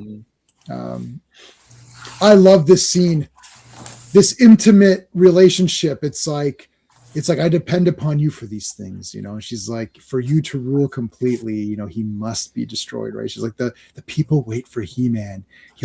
So it's like, again, it's building the world. It's like there's hope for He-Man. The people haven't given up hope that He-Man will come, and she's like, you have to kill him, and he's like, no, he'll be a martyr, like I want him broken, right? Like that's why it's so important to destroy He-Man, to destroy his legacy. You can't just kill him because he becomes more powerful that way, basically. Yeah. And even though I crapped on the cinematography and the fights, some of these shots that you have like stills on, those are like great 8.5 by 11, Oh yeah, photos. This is like so dynamic and just there you go. Yeah. Like the throne room, and like you got your guard guy. Yeah. Do you guys like? There's that guy. There's that guy that holds the Havoc staff. He just stands there holding it, and Skeletor grabs out of his hand. I like that. Oh, Yeah. Big Is that Boy. Pig Boy? Big Boy. Yeah, Yeah. Big Boy. That must be some like Gary Goddard's little friend or something. Like No, that. Pig No, Boy no. was a contest winner. Yes. Oh, from- okay. When the movie was in production. I forget where it was listed. I think it was in the magazine or Yep. something that you could do it. Steven, do you know? Yeah. It was a contest. I'm trying to remember where the hell it was. Just give me I one think it's the sec. magazine, the fan. Yeah, I think it magazine. is the magazine, but let me just double check because I Yeah.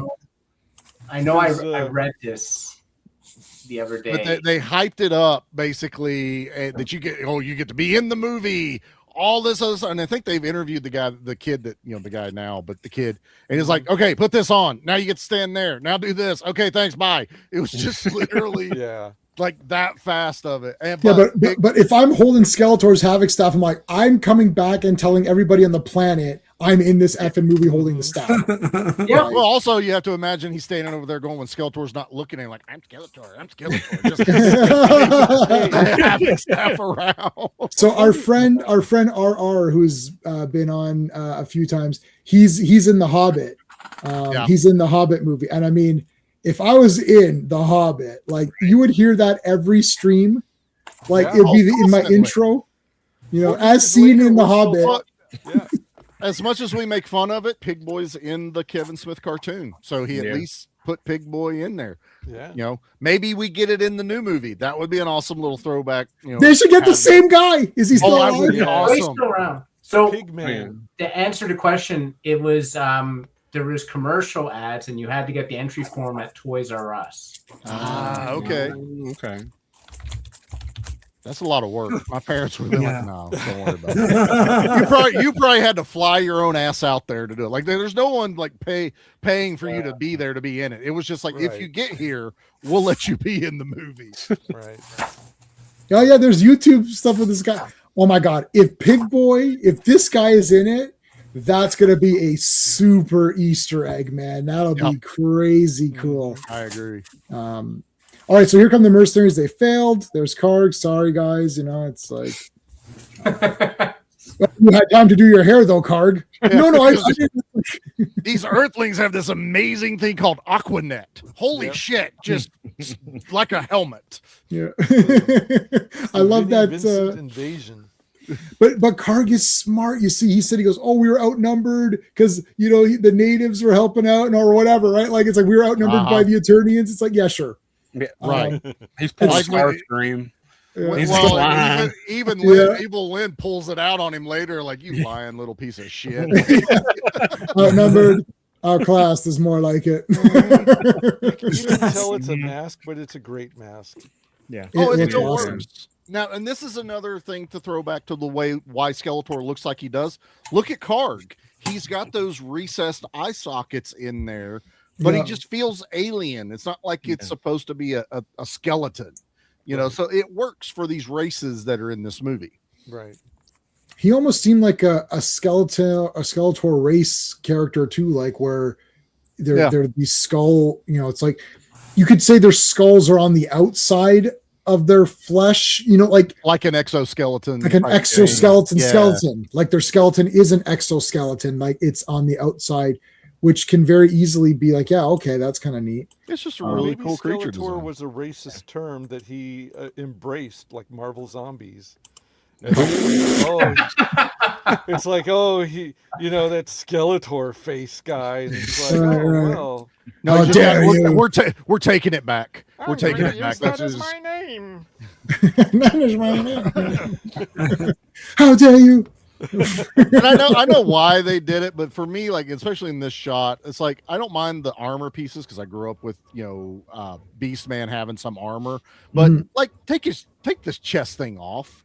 I know it's for makeup purposes, but I just Right. want that just like hairy beast dude running around, maybe having pants is fine, but just He doesn't need the armor on the top part, man. Just make him Beast Man. And the way they have his hair, it's almost like it's a samurai look with him. Yeah. Yeah, it is a it samurai really color. does. Yeah. You're right. Because It's good. it's a kids' pick. movie. They didn't want to show nipples. Okay. Oh, all 8 of Now them. Dolph I does. would say that. They had a 2 nipple limit, and Dolph the whole time. There's They- 2 they of were- them. They were pretty careful to Uh, hide Dolphs with the photography. So Well, he also had way more armor than even the cartoon one. So everybody's got a lot more clothes in this episode. In this movie. Mhm, mhm. yeah. You are aware of the penalty for failure. Yeah, yeah. Give me one more chance, Lord Skeletor. We shall succeed. I am not in the giving vain this day. And then friggin' Sarad tried to kind of. Like, it's just like, why that guy? Did he owe you money? Like, is there some other story we don't know? But you just picked him out. Like, it's just wrong. Yeah, That this, that would be like Darth Vader. Like, here's all my bounty hunters and everything, except you, Zuckus, and he's dead. Zuckus is gone.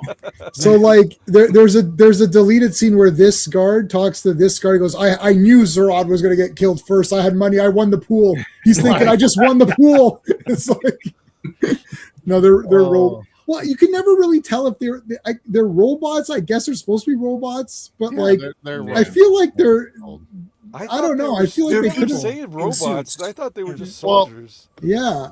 Well, here's my thought, and they kind of talk about, but they don't. Originally, it was supposed to be soldiers, and Yeah. He-Man was going to kill them. Yeah. That was the whole thought process behind it. And then Mattel came in, and then it was like, well, we can make them robots. They make the More than voice. He likely- goes. More than likely in post, it was add the electricity effects to when they There's- got yeah. hit. Oh. So Yeah. you could play it either way, I guess. And a couple of Now, them now we talk. need it with blood code. Let's get the movie out with blood code, and they'll just explode with Well, squibs. But there's blood in this movie. I think that's what's confusing. Beastman me. gets messed Yeah. up. Yeah. And the Yeah, guy, comes up guy in the Caretaker. gymnasium. The Yeah, caretaker that's gets good, absolutely though. rocked. Yeah, Carl. Yeah. Yeah. And the Carl, dude- yeah. Carl, what gets happened? a- You don't ever want to know. yeah. Well, the boyfriend gets a bloody nose too. Yeah, Yeah. he gets beat up pretty Right. quick. The- Kevin gets beat up, man. He's awesome. And he's like, he goes, Julie, I swear to God, these things come in here and start to beat the crap out of me. That's an accurate description. Yeah. I was trying to eat the ribs and they blew up the microwave. Yeah, they blew up the Yeah. microwave and all that. Yeah. One of the things that killed Captain Power was the parents groups got mad because when you bought the toys, you had to like shoot at the robots on the screen. Yeah, yeah. They- And so, because they had these little strobing lights on them, and the Yeah, parents- yeah. and Oh, they yeah, I said, had it. and they said, well, those are robot. The response was, well, those are just robots. And the parents groups were like, well, they look like humans, and they're shooting at human. You know, we think it looks like you're shooting at humans. So it's kind of like the same thing with this movie. I mean, it never occurred to me that they would be robots. I just thought they were stormtrooper ripoffs or something. Yeah, when they talk here, well, we never knew the stormtroopers were all Boba Fett or whatever. Yeah. Which I don't like at all, by the way. But anyways, No, by they're the just time- troops. Like, By the time Well, of they the orig- retcon the retcon. So the clone troopers were all Boba Fett's, but by the time New Right. Hope rolls around, they're conscriptions. Exactly. Yeah. People, yeah. Yeah. Yeah. And Captain Power, they actually killed one of the good guys on the last episode. they did. Yeah. Yeah. Would they kill Tank? No. No, they they killed killed the girl. Pilot. They killed Yeah. Pilot Pilot. Chase. yeah. Chase. Chase. Yeah. Yeah. This was the Yeah. pilot. Yeah. Because they were supposed to come back for a second season, and I think that kind of killed them, right? Literally, by killing her Out of off. adults, They didn't get- there was some adult topics in that stuff, man. I mean, hey, you got Sven Thorson in there, so yeah, that's who Tank was. Yeah. yeah. Yeah. Oh yeah. Sven Ulthor. Yeah, he's awesome. Yeah. So I don't know. The new movies all suck, including the prequel. So I don't know what the stupid thing is anymore. I'm out. So, Bye. Yeah, it was simple and you ruined it. Hey, You the simply- prequel, I right, love the yeah. prequel more now. Yeah. Yeah. Like, I don't know what's going on in Star Wars, so it's all fake Star Wars, anyways. Even though I don't mind some of the stuff in prequels, I'm just calling them all fake, and it's an hour and 33 minutes. Hashtag But this, not my Star Wars. yeah, it's not. It's the fake Star Wars. Not only is it not mine, it's the fake one. Okay, I absolutely love how Evelyn comes down here, takes charge, gets the key, formulates the plan. You're like, she just immediately. But I love this. Like, we'll see. This is where they ambushed us. We didn't have a chance. I was like, we'll see. Scanner. I Like see your what car you did mean. not know that technology existed. Like he's I know. all you You're lying. I think Carl thought that he could charm his way out of it or whatever. Like, Probably. She's just like, son, I got you. This is my DVR. This is the Spaceball scene. Let's rewind a little bit. And, went too far. Now fast. When is now? Now is now. Now is now. Yeah. Yeah. This is what's happening now. And when she say, "Oh, the native girl tipped the scales." Why's the only I was He-Man? like, wait a minute, is there an Indian in this movie? No. Oh my God. No, but yeah, she's like, planned on Evil Lynn coming with him either. He's like, I can make this lie work. Then she comes with me like, damn. He's Well, I'm boned. I'm out. it must have been she who tipped the scales against you. It's like outnumbered, outclassed is more like it. But I like that she's like, it would be a pity to waste their talents and go, save your pity for yourself if you fail. It's like, I was not suggesting that. I go, then you should not have spoken. It's like, oh shit. Like, this movie actually has a lot of great life lessons. When the big boss shows up and is yelling at one of the workers, just let it happen. If it's not you, keep your mouth shut. Yeah. Don't move. Stand behind someone. Just no.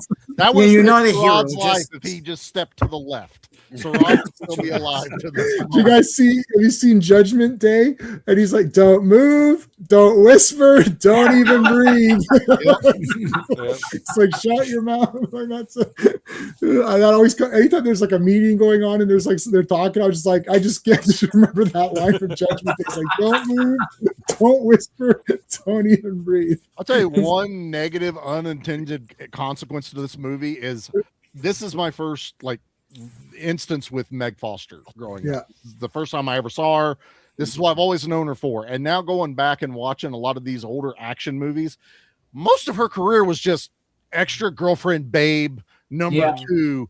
But I'm watching it going, oh, it's Evil Lynn. I can't wait to see her. And it's like, where's she at? Or she dies, or she dies in Blind Fury immediately. She was just in Best of the Best 2 as just a throwaway girlfriend for Eric Roberts. And I'm like, I want more Meg Foster. Like, she's pretty good. So they live, obviously. Well, yeah, they live. But then she ends up being Evil Lynn at the end of that anyway. So pretty much. Also in not Relentless. Was it Relentless? Is she in Relentless? I don't know if I've seen that. Oblivion comes to mind. Yeah, Oblivion. Wait a second. I'm sorry. Hold on. Did I hear that Charlie has not seen Relentless? No, I don't know what that is. My God. I don't know what it is. Oh my God. Oh, yo, dude. It's Robert Loggia and Maniac Cop 2. What's the guy's name? Oh God. Hold on. Leo Rossi. So it's Leo Rossi and Meg Foster's in it. Leo Rossi and Robert Loggia are hunting a serial killer who calls people from the phone book and says, I'm coming to kill you tonight. And it's Judd Nelson's the killer. And it's a police thing, but they're after him. And Judd Nelson is on friggin' fire in this movie. Mm-hmm. And the two of them are awesome. Yo, I'm going to give, oh God, I'm closest to giving you the guarantee. I'm very close. I guarantee it's awesome. Dude, okay. It's like, I had that on VHS watch. I watched it so many times and I loaned it to my buddy Morris. And Morse watched it and he called me. He's like, dude, I watched it so many times the tape broke. I was like, are you kidding me? He's like, the tape actually broke. I was like, no. So we actually spliced it back together with nail polish. That was the trick in the day. Yeah, I remember that. And we got it back. Oh man, Relentless. Put that in the library for me. Yeah, I will put that. I'm going to 100%. I'll watch it. It looks like something Jackie might enjoy too. So yes. Yeah. I don't know for sure. I've never showed it to my wife, but it's like a cop thing, but it's awesome. Yeah. Anyways. So Meg Foster's Leo Rossi's wife in that. Okay. And she's very cool in that too. I just know every time I see her name pop up, I get hyped because she's my Evil Lynn, and then half the time I get let down because she's gone in like minutes. So hold on. Okay, so we wanted to point out that Sorad drew his blaster before. I couldn't freeze it, so the way I can't play the movie because I'll get nailed for copyright or whatever. So I'm trying to I can only skip ahead 10 seconds and 30-second intervals. So I couldn't pause to where Sarad is getting disintegrated, but it looks like he's trying to draw his weapon out to try to fight back or whatever, or he was going to try. I don't know if we can try to get to it. It's just after here, right? Can That's you what's right. describe It's it right without there. actually playing it? Yeah. I don't want to play it because Mm-hmm. although there he is disintegrating. Yeah, Yeah. there's bits of him. Yeah, the moral lesson here is don't have a costume with a complicated special effect that they keep having to do. Yeah, it's hard to. I'm not going to be able to get to it. And you're not Gwildor. Yeah. Yeah, right. This is the native girl who is helping He-Man. Now, there's a really cool part with Well- Card here in a second. Hold on. Yeah, they Okay, have a I'm, picture of the I'm, mom, too. I'm watching the thing right now. That And here's prop is where cool, this is too. where I'll defend Sauron. So Yeah. I'm watching it. Skeletor is pointing at him first, Yeah. and Sauron knows it's about to happen. So he pulls his black. I'm watching it. Yeah, that's awesome. Skeletor turns and points his hand because he shoots the Emperor lightning, but and Sauron reacts immediately. Pulls a good mercenary would Yeah. always go for his weapon 1st. Mhm. That's right. But it's not that he drew first. It's a Skeletor. He knew he was about to die, so he went in defense mode. Yeah. All he had to do was grab Sauron Karg and shot pull him first. over. I mean, Yeah, I'm telling you, just whoop. Whoop, my bad. So the microwave interferes. I love that. yeah. And I like how the robot, he says, this is interference I've never seen before. I don't know what it is. That's true. They told he us wouldn't that have- 80s microwaves are perfectly safe, but this movie kind of Yeah. makes that a lie. This is also my favorite thing. If you watch that scene again, Ava Lynn keeps asking for different weapons. There's one guy handing multiple weapons to Yeah. her and tools. Like he's the accessory pack guy. Right. He carries everything. He's like the dude at ECW that's handing out the frying pans. And Well, he Baseball hands her bats. he hands her the collar. He Yeah. hands her the scanner. He hands her the scepter looking thing. That's the only dude. That's his only job. His name is Handor. And he hands- And I like that. well, I'm glad he's called Handor for that reason. well, they had a maintenance man. You called had that. one job, and that's to be Handor. Yeah. He's got Trap Jaw's belt, so he's just got him. There you go. He's just like hooked around the side. Yes, this is Tom Paris's. That's Tom Paris's arm. I really feel like a Whopper. I'm just throwing that out there. No, Yeah. and Robbie's ribs as well. So here comes. So they take the cosmic key. Now this is. I found out there is a flaw in the collar. The flaw of the collar is that it's like any of these things that are truth machines. The flaw is that you're only going to say what you know. Had they not used the collar, they would have been on their trail better, because when the collar is removed, he says, "Oh, a policeman took it. He said he was going to go down to Charlie's music store to check out the story," but he didn't know that that's where the policeman was. Look at the wording is very cool here. She's like, "Where's the policeman now?" I don't know. Right? He doesn't know. now. True. Yeah. Right? Where is he? I don't. Oh. Had they just said, "Where's the police?" Was like, I don't know. He said he's going to go to the music store, but it's not. It doesn't work that way. It's just like it's telling you exactly what you know. It makes you super literal. It's Yeah. Wow. Yeah. Mhm. So that does, because she would have had to ask, where exactly is the police person taking the cosmic? That she did not ask And that. she didn't ask it. She, where is he? I Yeah. said, oh. I don't know. Okay, we'll go back to tracking the key. But when He-Man comes in to remove it, he goes, "Look, he said he was going to go to Charlie's music store." Now, Yep. again, it doesn't mean he was going to go there. It doesn't mean he was there now, right? Because even if she said, where's he right now? Like she says, "Where is he now?" I don't know, because who knows where he is right now. But even if she said, "Where's he going?" He's like, "I don't know where he's going." Like he doesn't know he's going to the music thing, but a human would say, like, "Well, he said he was going to go there, so okay, I'll go check there." Right. But he Our doesn't. natural way of doing it. But she would have had to ask, where did the policeman say he was taking the key? Yes. That's and she wouldn't know to right. ask it that specifically. Right. Very cool. I love that. Because like he would have spilled the beans in 2 seconds. Yep. He would have said everything. Okay, I found it in Laurelwood Cemetery. The guy came and took it. Like he would have just spilled the whole story because he was scared, right? He doesn't know. But because they put the collar, it actually put them behind and gave He-Man the advantage, which I thought was very cool. So I noticed that And I love Blade. Look at the details here. So he did lose his eye. You see, Okay, yeah. Scar going down. you got to see the scar. So there's confirmation. I think the eye did get lost. The I synthesizer. want to imagine every time they brought Anthony in for fitting, he's like, needs more blades. And he bring him in again.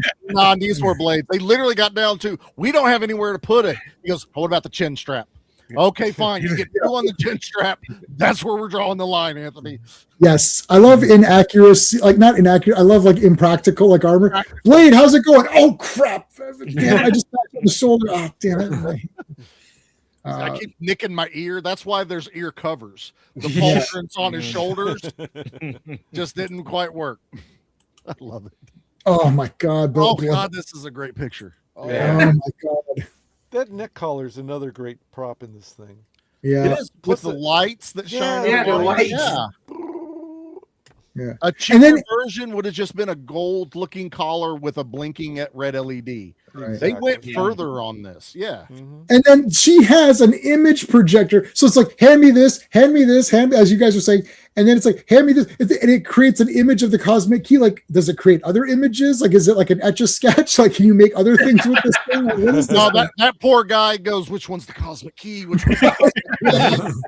Yeah. I gotta label these when I get home. Oh, no. It's like, have you seen this object? It's like, it's like some weird thing. He's like, Oh shit, put that away. it was this That's my one. personal one. Skeletor dancing. Oh, that Or yeah, no, it's a picture of that guy's like wife and kids. It's like, she's like, I'm sorry, that's my family. It's like, have them executed. Give me the others. I've already had one bad evaluation. I can't get another one. I get another one. God. Took me forever to get this job. Yeah, Eternian smartphones are much better now. This is the 80s smartphones or whatever.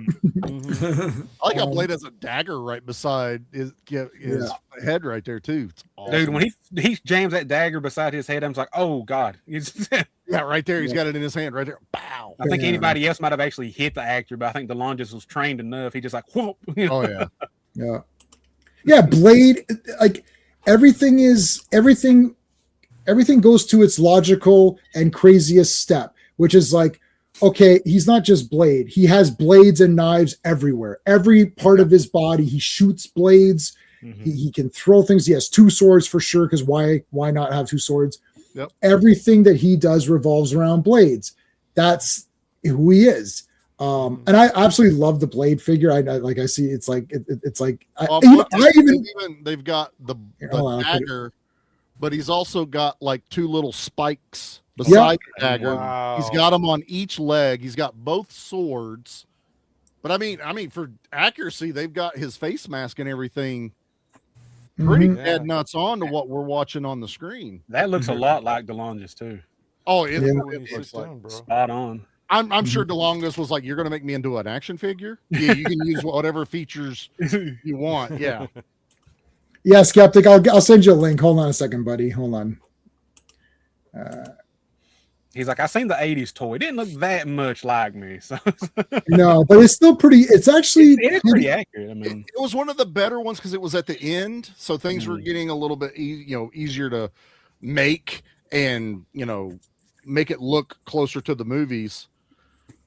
Gwildor looked like just a blob of plastic, even though I love that character, but the toy just didn't look that good. I've got the classics Gwildor, and it looks a lot better. Skeptic. What the hell? I lost all my Twitter messages. Send me a message on Twitter, buddy, or X, whatever the hell it's called. Just pick something and call it that. Send me. I can't find you, buddy. I don't have my. I lost my messages or something. It's asking me for something. So send me a message and I'll send back. Kevin, what is this thing? Don't worry, we'll get it off. I love the reactions here because He-Man is all business. Man at Arms immediately goes to the tech thing, like, I'll remove this. And Teela, she's like, he'll be okay. Like, she's comforting the girl. Right. It's like, right? He-Man's like, look, we got it. Well, where's the key? Who put this on you? What's going on? Right? Man at Arms is immediately like going to his specialties, which is, I'll take this off. And Teela's like, I'll relax the girl. Pretty cool. Like, there is details in this movie. They thought things through, like in the most that they could of, it's not just who says what for just the shit of saying the dialogue or whatever. So I thought that was kind of neat. Right. Notice. There was some care put to it. Yeah. Yeah. I love that Kevin says no and she says of course at the same time. You had to skip it because of the thing, but that flying vehicle that Evelyn's flying around in, Let me see if I can get to it. that thing is so cool. Actually, Yeah. I'll see if which I can find reminds it. me, coming up is the thing that Skeletor arrives on. Yeah. You guys were absolutely right about the New Gods thing, because Bill Stout, that was in the trailer, which is one of the things that made me want to see the movie, even though I was like, too old for the toys and the cartoon. But Bill Stout said that was 100% inspired by Jack Kirby's New Gods. That shot. It's almost exactly what it looks like. Yeah. Skeptic, I don't see it, buddy. I don't see it, man. Send me again. Something's wrong with my X. Uh-oh. The shot when they fly off and Gwildor's car is coming is amazing for that time.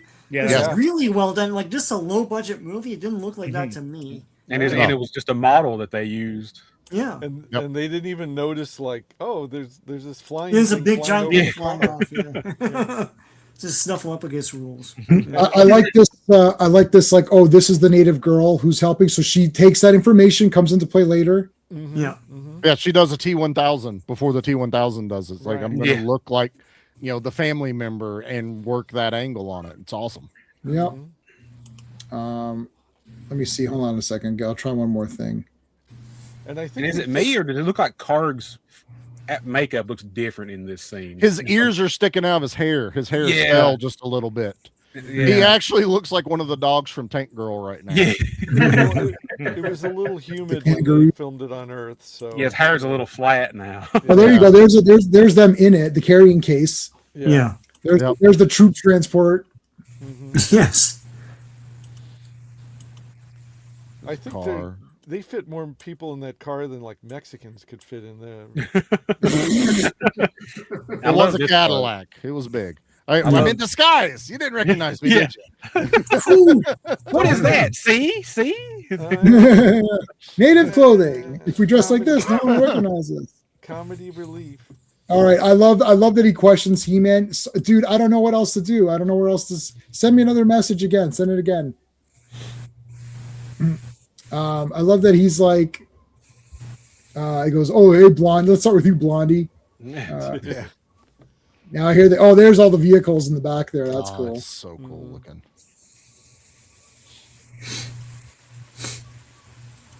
So here he's trying. So the keys are all moved, messed up because everyone's been touching it, playing with it, effing it up. This is like your office chair. So you come in the next day and someone's moved it. You're like, oh. Then the arms are off and like it's low and the back is messed up. And I've literally gone home from work. I've driven. I was like, did someone take my chair? Yeah. I'm like, I'm going home. I'm working from home. F you guys, figure it out. Yeah. I will say when he says about the keys being moved around, I remember toward the beginning of the movie, he says that the key has a built-in like homing signal, return like home signal, a recall mode. Yeah, on just it. Yeah. push the red button. Maybe it'll just open the portal back to eternity. Well, Daniel, that's the first button I'm pushing when I find something. Hit the red button. Push the giant red button. Just makes it. I don't know what's coming on. It's not working, Skeptic. Sorry, man. I don't think it's happening, buddy. You sent another one. I don't know. My X is messed up. It's not working. All right, so here they come through the window. Big action scene. Here we're getting into the breaking the fourth wall. Before Deadpool. Yeah. So hold on a second. Here's so she goes out. I love how he's like. I like how Lubick is like. Ain't that your friends getting their asses kicked out there? So she comes out. She's like, "It sounds like you need a woman's touch out here." Yeah. Oh, there it is. Oh, it's right there. Yeah, she's like wounded arms. Yeah. I got a big pop in my theater. Everyone laughed at that. My mom liked that too. But Woman at arms. Okay, I'm trying to like. Yeah. I think she does Okay, it after whatever. she shoots him, I Yeah. believe. Yeah, she does The way after. she holds a gun, it's like she's using a squirt gun or something. Actually, It's fine. It's fine. Well, she's from Harley Davidson, the Marlboro Man. Yeah. Yeah. Another good flick. That's an awesome one. Yeah. Woman at Arms. I like that. That was cool. I'm going to put you away for 100 years. You and all your friends. He goes, you're going to jail. He goes, Kevin, I can promise you, you're going to jail. Corrigan, you're going to jail for this assassination, arson, resisting arrest. So I'm going to put you away. This guy's like not happy about any of this. I think he was 2 weeks from retirement. No. I would believe it if he said that. Yeah. he's the most James Tolkien in this movie than any Yeah. other thing he's in. Yeah. Yeah. In the 80s, if you wanted someone lectured, get James Tolkien to do it. Yeah. Mhm. Did he ever have hair? Yeah. Anyway. Yeah, Strickland. Gosh, didn't that guy ever have hair? So who would win in a fight, James Tolkien or Gunny? Gunny. Oh, It's Gunny. yeah. Look at this. She sees her mom. Hey, almost the evil in eyes, not fully. No, she's just hers are blue. Very Evil ones are blue. icy. Oh Yeah. god, they're so good. There's the mom. That shiny thing with the blinking lights. It's part of the secret thing that we're doing and all that. And look, look. Her parents just died, so she's like, this is not beyond the realm of like. You're sitting there thinking, how dumb are you, She's boy, Beaver? susceptible. What a dumb kid you are. But it's when the mom is asking about the key that where even as a kid you're going, Yeah. why did you fall for that? Like, Yeah. Yeah. it should have been that for some whatever reason she already had the key in her hand, something. And then Right. Evil Lynn could have played it like that brought me back. With this, I could bring your father back too. And Mhm. boom, Right. snatch that key. Done. Not hey, go find the shiny thing with all the buttons on it. Like Yeah, she's like, oh, it's part of this thing that we're working on. I mean, I don't know. This is a snap decision. It's magic. It's like it's magic instead of timey-wimey. It's they have to magic. get the key somehow. Fine, whatever. It was It's fine because the kids needed something that like so they could be ahead of the adult characters. And, Yeah, Right. you know. Yeah. that's a good point. Gwildor uses the gun even though he can't pull the trigger. right. It's gonna shoot your knees out. You're acting like Tarktums or whatever he says. I don't know what he said. Yeah. Now they all will treat. They're like, why are they leaving? It's like, well, they got the key. I love Charlie. Who's Charlie. like, Yeah.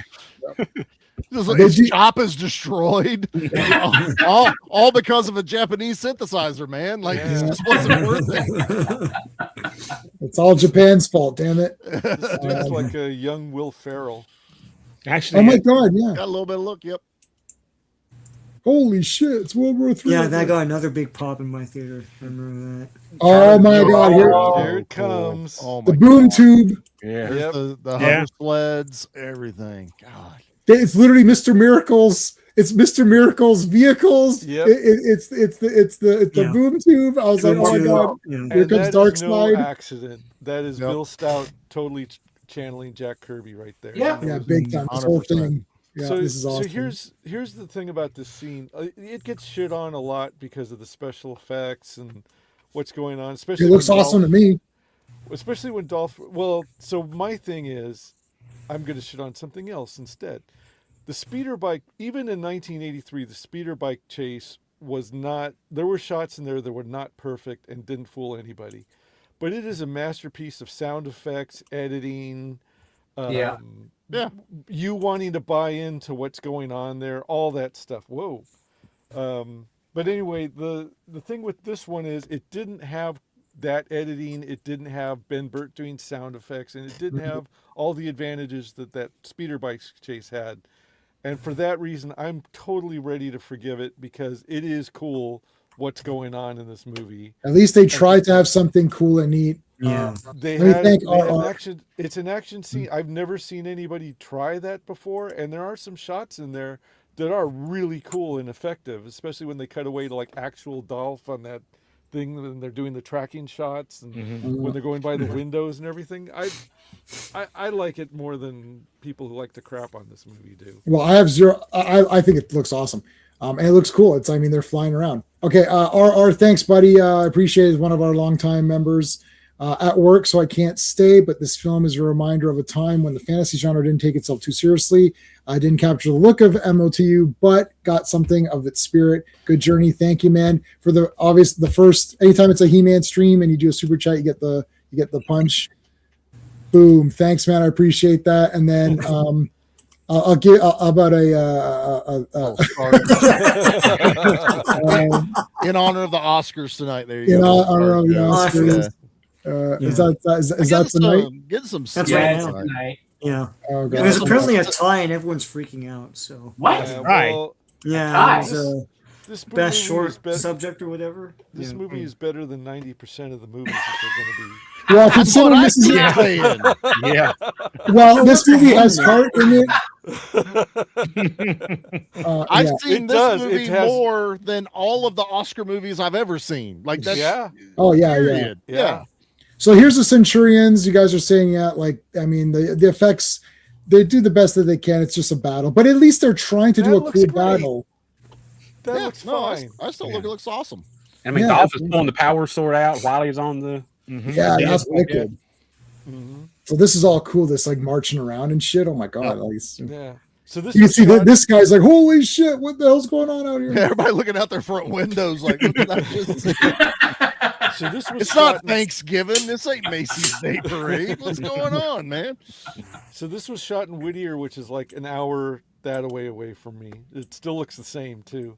Oh, did you see the Mostly. snakes on the throne? Yeah. Arms Yeah, we'll there? try to That get was that. sick. Like the The Cobra. detailing is Yeah. really good. I like the God. yeah. He says, "Oh, Gwildor, I could have used you, you know." And he's like, "You could have been somebody." And he's like, "I'm not going to serve the Lord of Snake Mountain. You're trash." It's like, Yeah. Yeah. that was cool. See, Gwildor stood up to him. That was cool. Mhm. I love this where He-Man's just fighting, and he won't like. He look at it, he's just swinging and crap, and it's like Skeletor allows it to happen. He's like, I want to see how much he's gonna keep fighting. You know, like let's see how it goes. He's fascinated by him. He Yeah. really is. We'll find out later. There's a lot of respect Skeletor Yeah. has Yeah. for He-Man. So Yeah.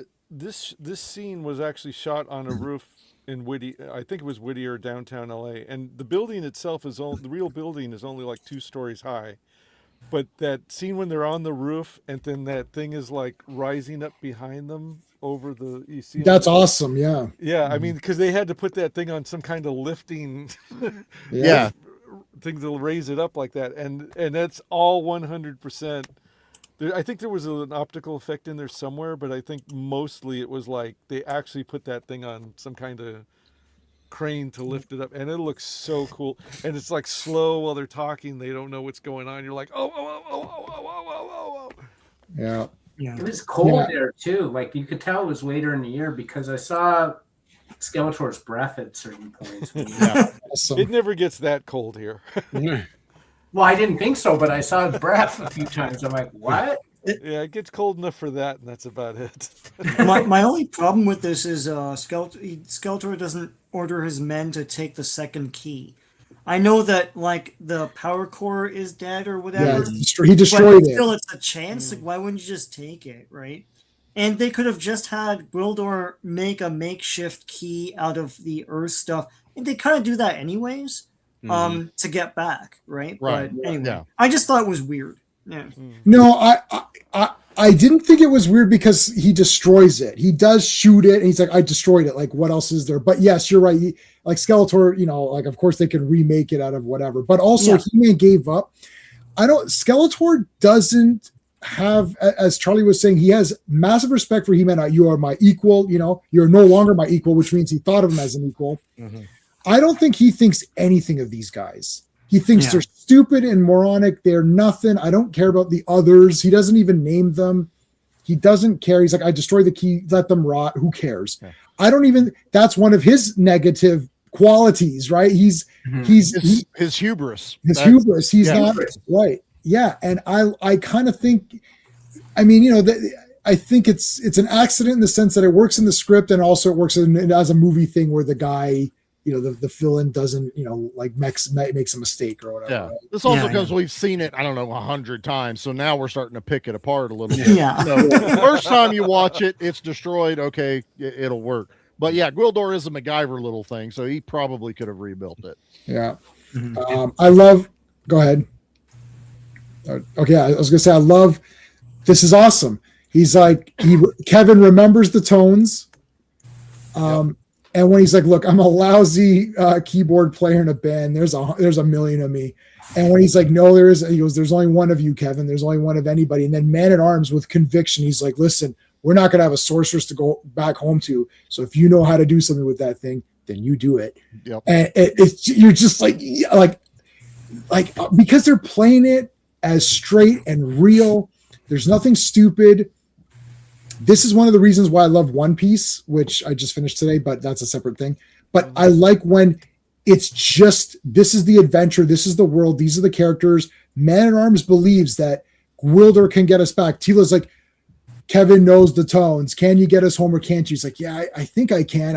I need this. And yeah, I've got that. No, I've got this. And they all contribute something to get it back. This is friggin' awesome. They're not going to do, they don't do this in very many other movies. They do some stuff a little bit like this stuff in Hobbit, which is why I love the Hobbit movies. There's a few of these scenes like this where he's like, I'm going to help you get home because I love my home and you don't have one. So I'm going to help you get back. That's in the first Hobbit movie. I love stuff like that where it's like, here's why it's just simply stated. It's like, no, Kevin, there is only one of you. We need you.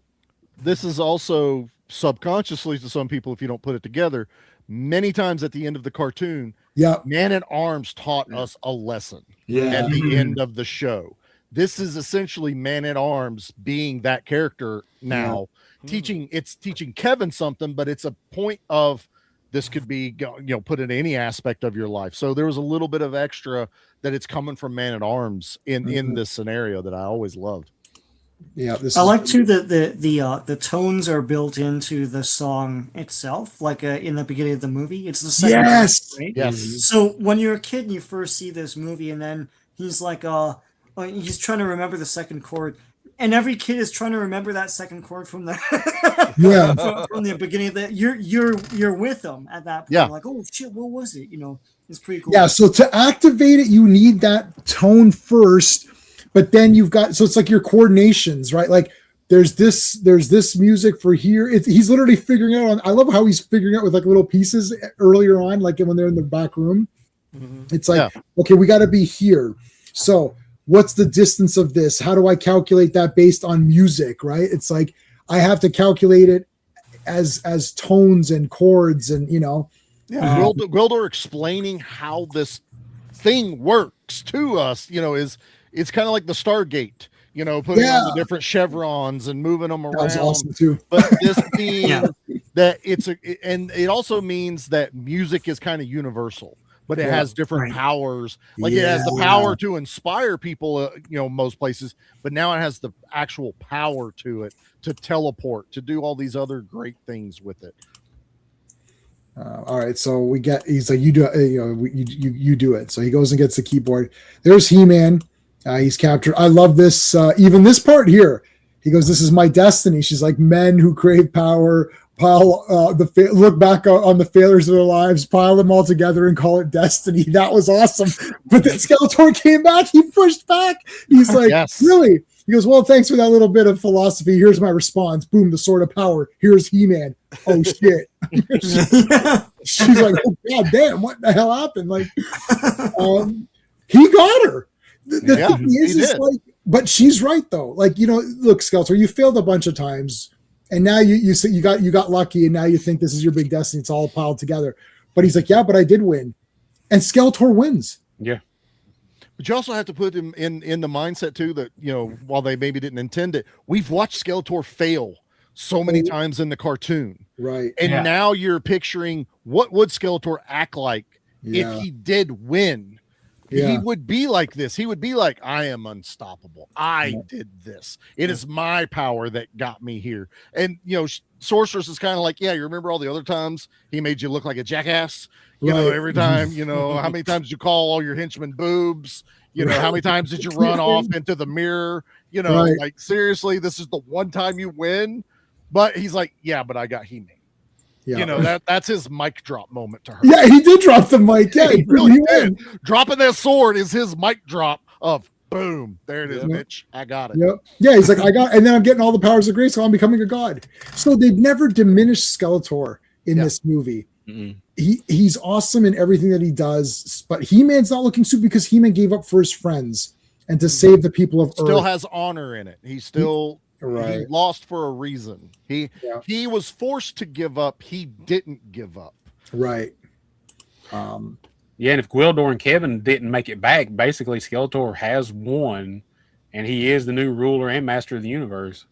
Yeah. Pretty And much, Jan, you're yeah. bringing up, and then you're leading me into the other thing that I absolutely love, the Where Are Your Friends. I just think it's so awesome, that entire line, but we'll get to it in just one. It's like, what, 2 minutes away?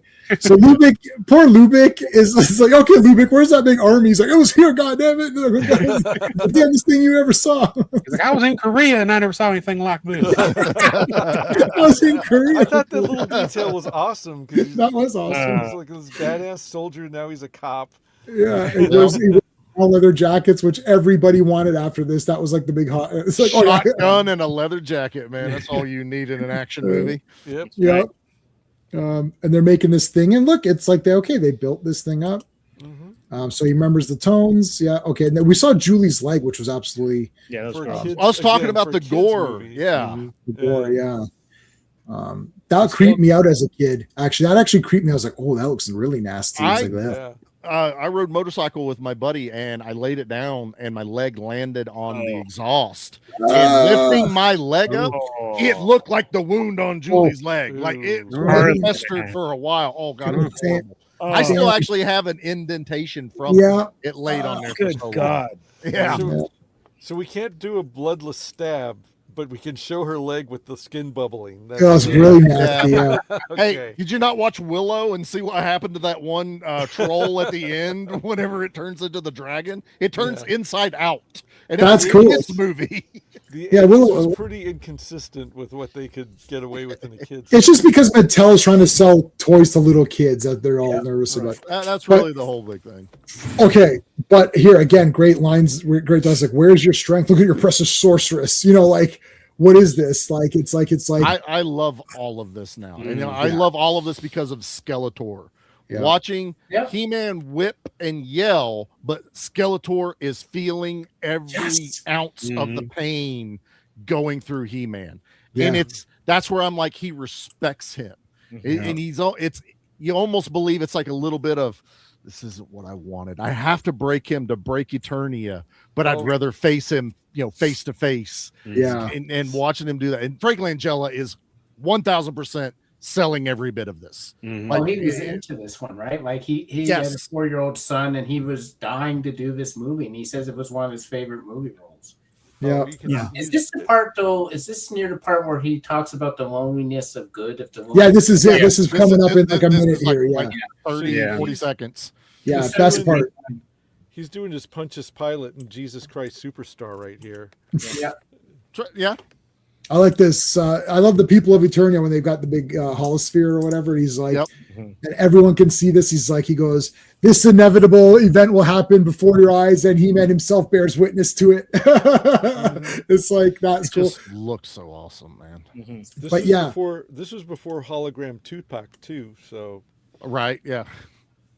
All right, so Oh. there he is turning. There's Beastman bloodied up. There's everyone's looking. He's getting the power. Lubick comes in and tries to stop them. He's getting whipped, but here they come. But right, okay, so let's try to get to where. Yeah, okay. So Skeletor is talking, and he's asking. So I love this. It's like, where are they? Where are your friends now, He-Man? Where are your friends now? Tell me about the lowliness of good, He-Man. Is it equal to the lowliness of evil? Huh? And then, dun, dun, right, that they show up, and they show up because his friends are there. They're going to come to help him. Well, yeah. And that creates diversion. And what's really cool is that because they took parts of the wall, they actually have back cover. Yeah. So Yeah. they're not You just. got a play set in the movie. You got to place that in the Yeah. movie. I love that. Diorama, Like, it's a place Yeah. set. You got diorama. Exactly. Yeah. Diorama, yeah. And he said, he goes, you know what was really fun? There was some intentional like comedy too, where he goes, so what's the plan? In the very beginning, he's like, okay, well, he goes, Gwildor will find the key, and then we'll set the coordinates to Grayskull. He's like, oh, sure. we'll pop right into the throne room, fight off 2,000 or 3,000 of Skeletor's troops, and break into the force field and free the sorceress. And He-Man himself was like, right.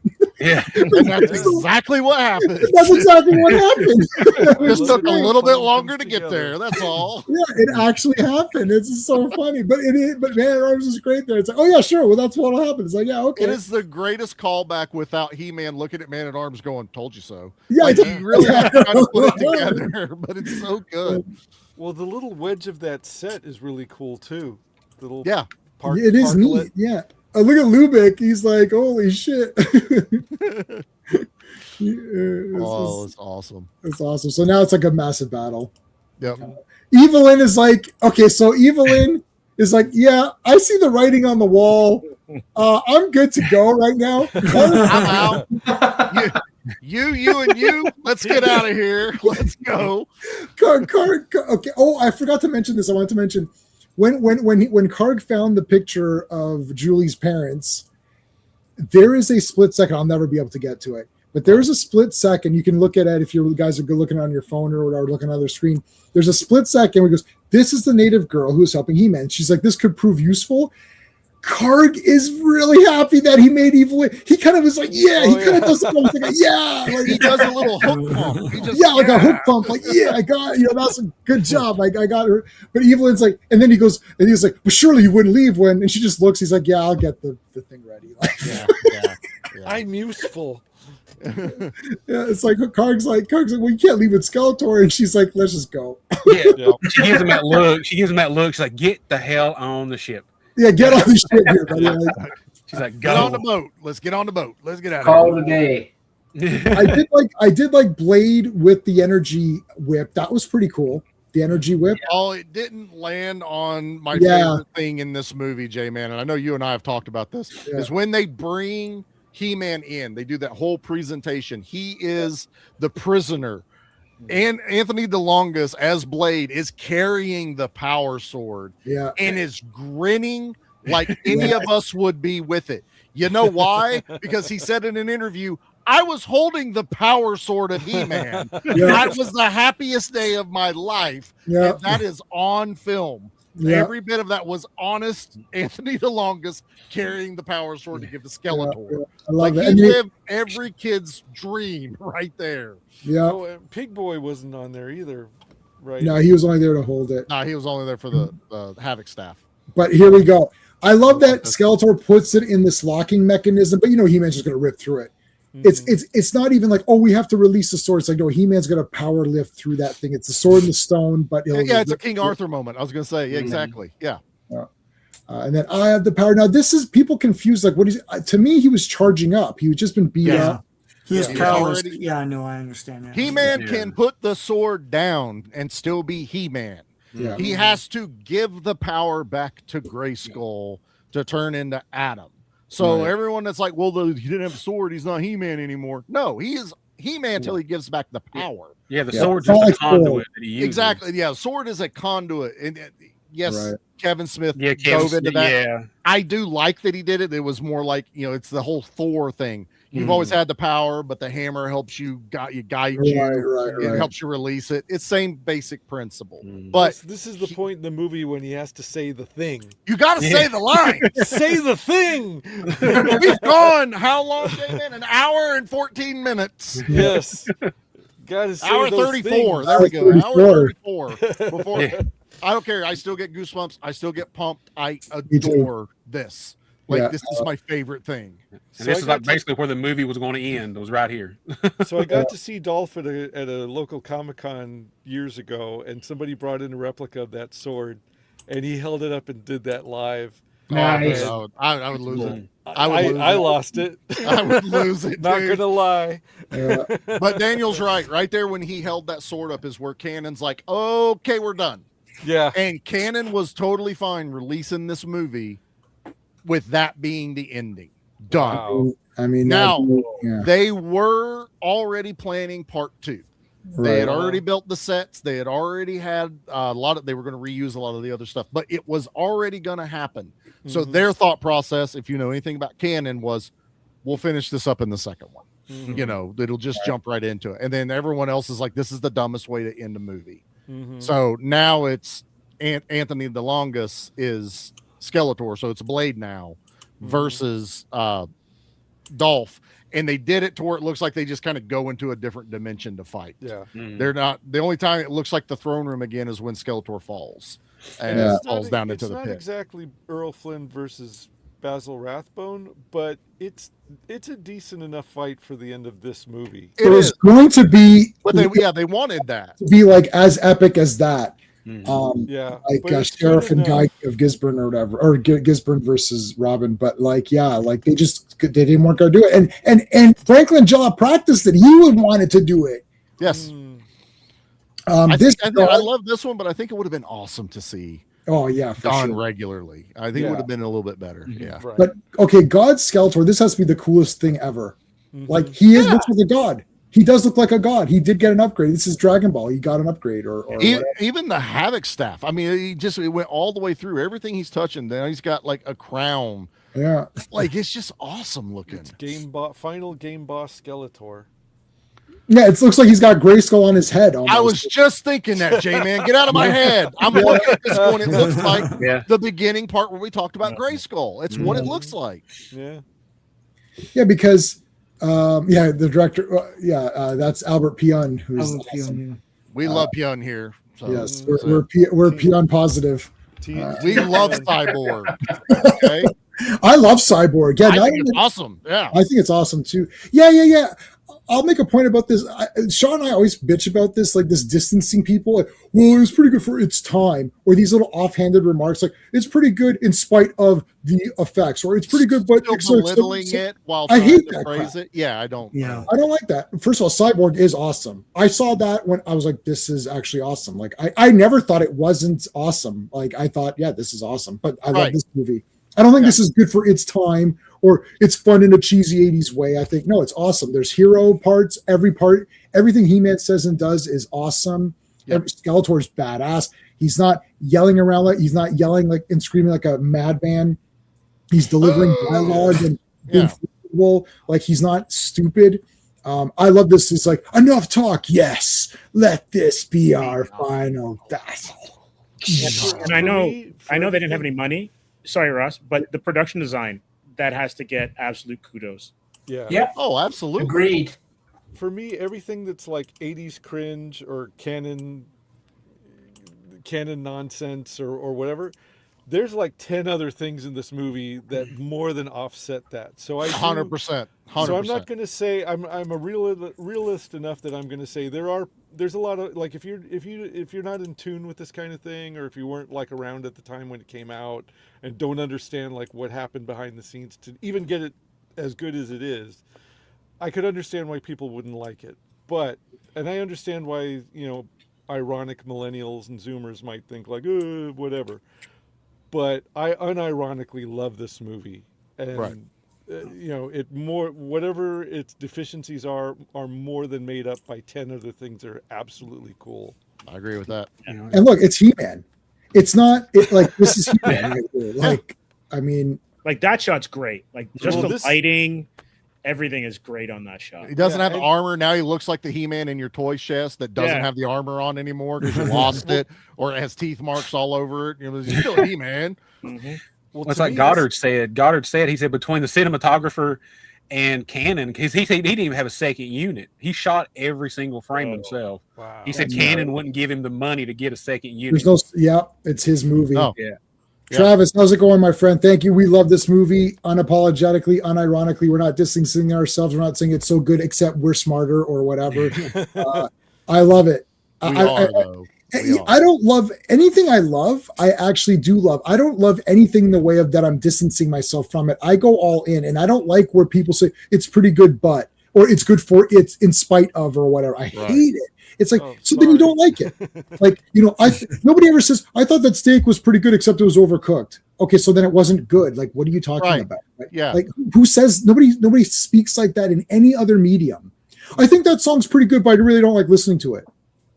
Okay, then you Well, don't like no, it. I don't it's- understand. Like, You could say like maybe the drummer's not like your favorite drummer, but like the guitar solo is awesome and the singing is awesome and the lyrics are awesome and everything else. I mean, not everything's perfect, No. but like to me, the good way overshadows the bad, and then like the A for effort that everybody puts into this is off the chain. And I mean, I would rather watch a movie like this or Flash Gordon or Star Crash or where everybody throws whatever they have into it 100% and try to entertain you than something like, where Everything that's getting awards tonight. yeah, or they spend like Who said that? Who said that?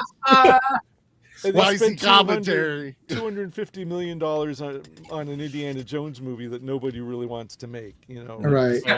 So, I always thought, hold on a second, was that not a garbage disposal in the sink thing, or how do those work? I never understood how those work. Like you don't put literal garbage in the No, garbage you put food. disposal. you just put You put food. food Yeah. scraps. Okay, Yeah. garbage disposal. Maintenance man, contractor. Yeah, here, please gonna tell give us. you I don't know all what's a going on. lesson. Your garbage disposal is not a food grinder. Okay, if I you have a see. couple of scraps left on your plate, some ketchup, a few skins of something, put it down the garbage disposal. But if you have so much that your garbage disposal goes, that shit needs to go in the trash. Okay, and then you Ah. rinse your stuff off into the sink. It is not what the name. They should change the name. That's what it really should be. Yeah. No, So don't do Charlie, that. So Yeah. Charlie, no ribs or chicken No, bones? no ribs, chicken bones. Definitely no potato skins. Don't ask me how I know about that one. Oh wow. No, because grease. I always see people's hands going down there and they come up and it's destroyed or something. Like, it's like so, Oh, yeah, that was a Well- that was a movie trope too. They won't cut your hand like we've seen in the movies, but it will pulverize your bones and fingers because it's metal blades that aren't fixed. They pivot, but there's fixed like pieces of metal in there, Mhm. and it slings the stuff into it and pulverizes it. So Right. it will break your hand. It won't come out a bloody stump. Mhm. So okay, so I can address this. Well, in Kevin's defense, she was moving out, and that house was sold to someone else. So that's right. he That's the didn't next care. person's problem. Yeah, Yeah, we're not that, worried that about sounds it. like the next owner's The problem. home inspection's already gone through. They're closing Friday. It's good to go. We're totally The real fine. estate agent may have left that shit behind too. It could have been, but yeah, Yeah. don't Yeah. put food in the garbage disposal. It's like- Okay, so here's Gold He-Man or whatever. Mhm. Yeah, this is the happy You ending. just- This is the He-Man happy ending, man. Yeah. There's nipples. Barely.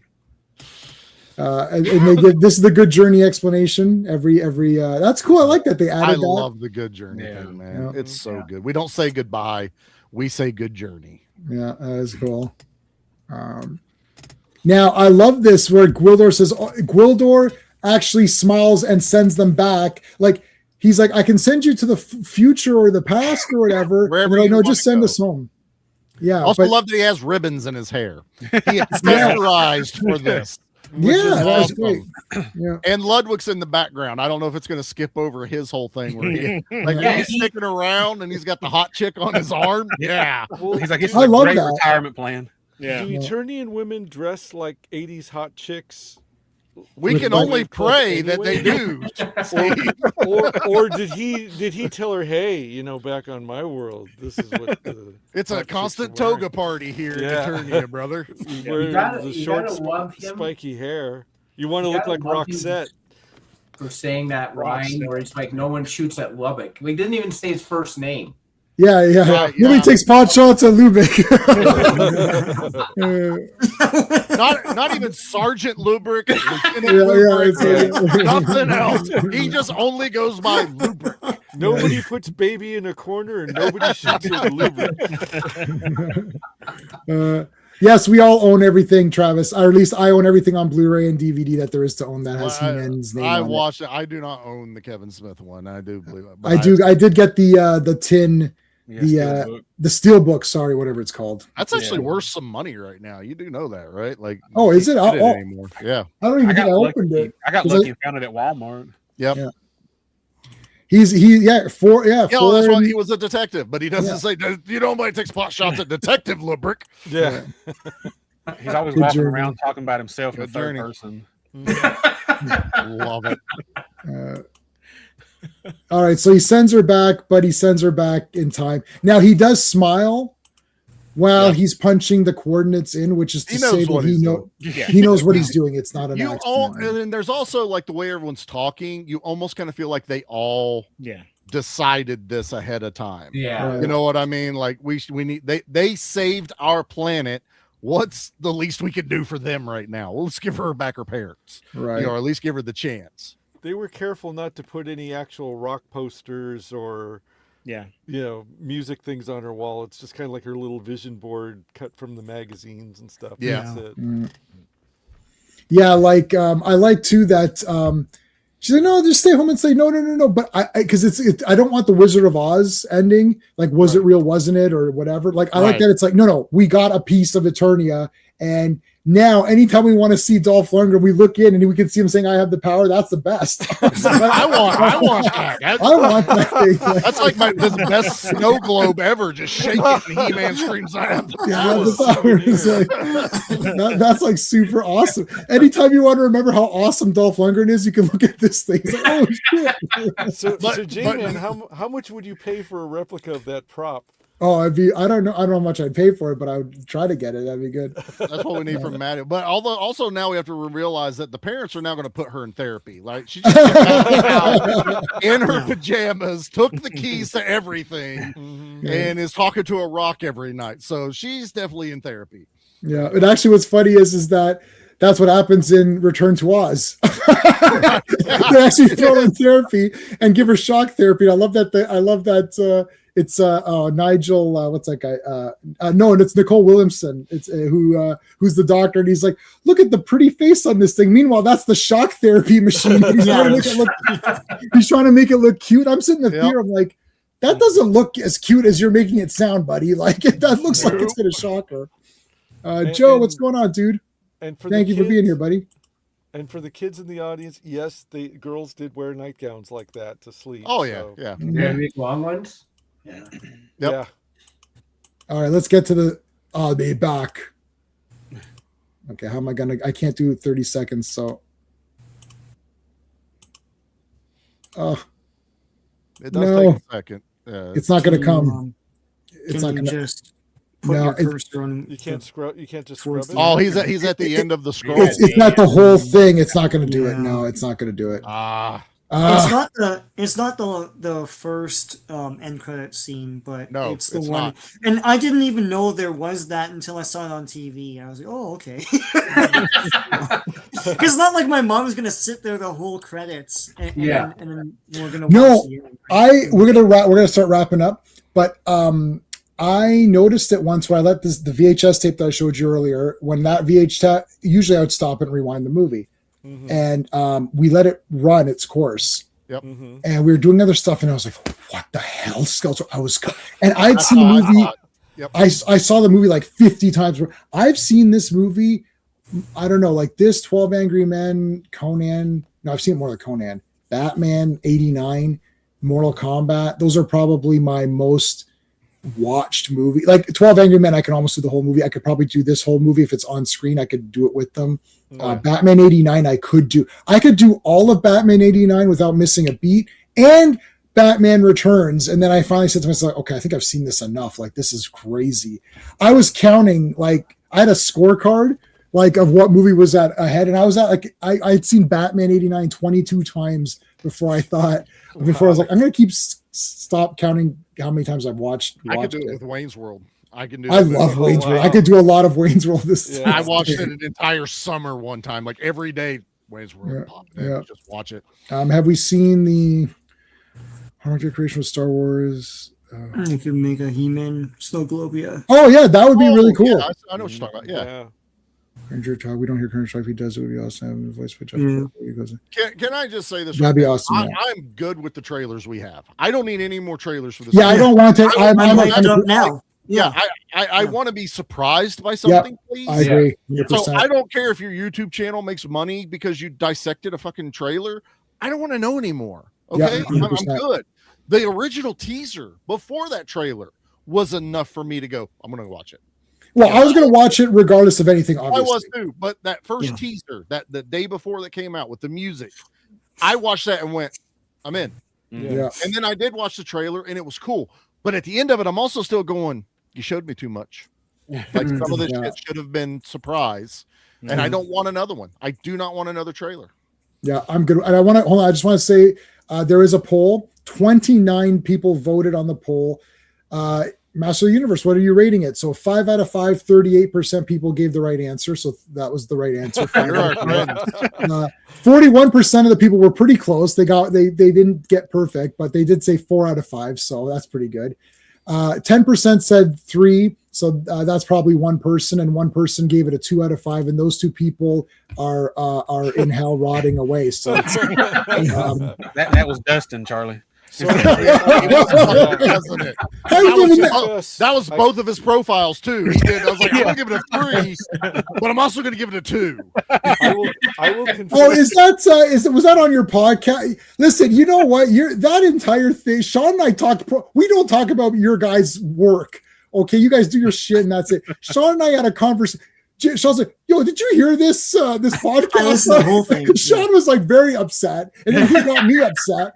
He was like, Charlie's sitting there by himself defending this. I was like, but it's not live. If it was live, I'd come on. I'd be like, no, get me in here right now on this. Because some of these other fools were talking, and then he's like, oh, I didn't think it was that good. It's like, who are these people? I was right there. I know one of them. This was going to be me as Captain America, and then J-Man and Sean on your left. And on your left, buddy.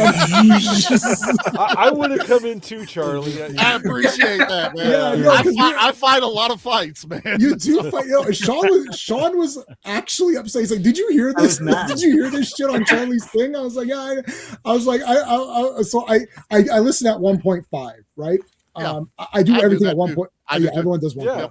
Yeah. So I did what, and so it's like, and you had, and I don't want to say the thing, but there was a little bit of a sad story with that whole movie as well, and all that. So it meant something personal. There's a personal connection. All this stuff is like, oh yeah, I didn't think it was okay. I guess I don't know. Like, who are you people? Like, what is happening? I'm like, what are you talking about? Like, what are you watching? That's right up there where when Nate gave. Well, I tried not to say the names, but like a 4 or something like that. Which one? Die Hard 2. Oh yeah. Shit. Die Hard 2 out of nowhere. I was angry at that too. Yeah. No, Die Hard 2 is 10 out of 10. What movie did they watch?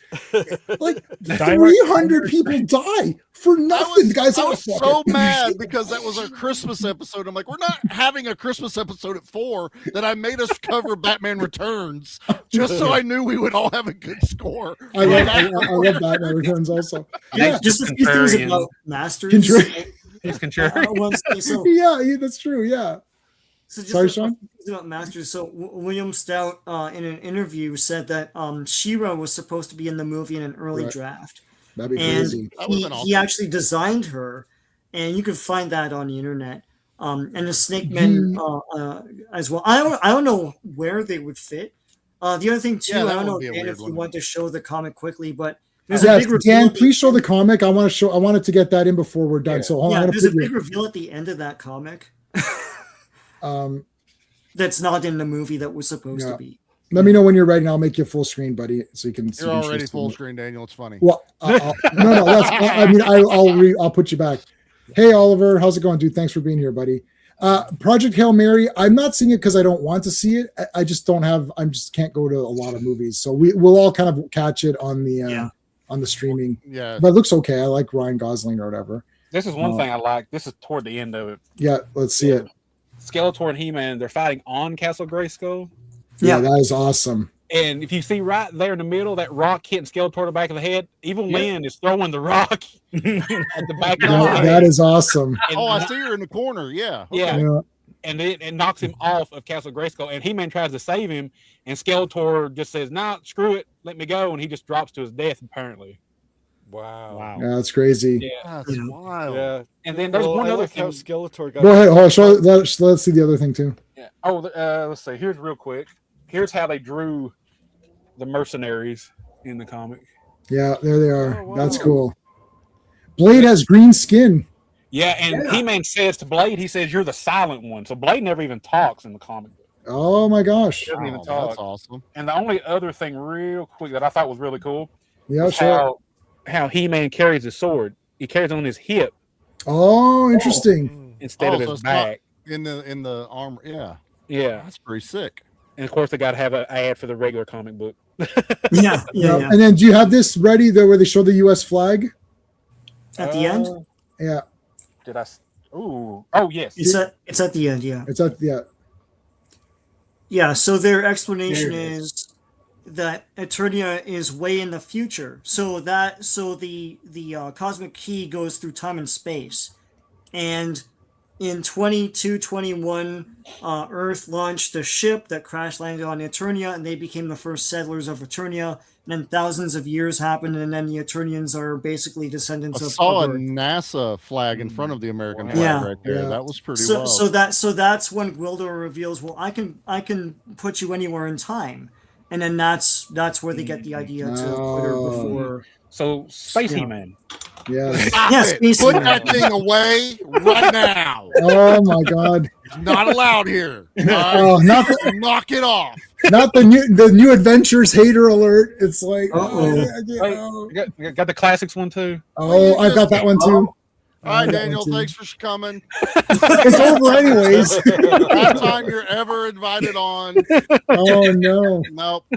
We don't Oh play my that God. game. That's right, J-Man. You didn't show Skeletor get Palpatine at the end of the movie. No, I Yeah. can't.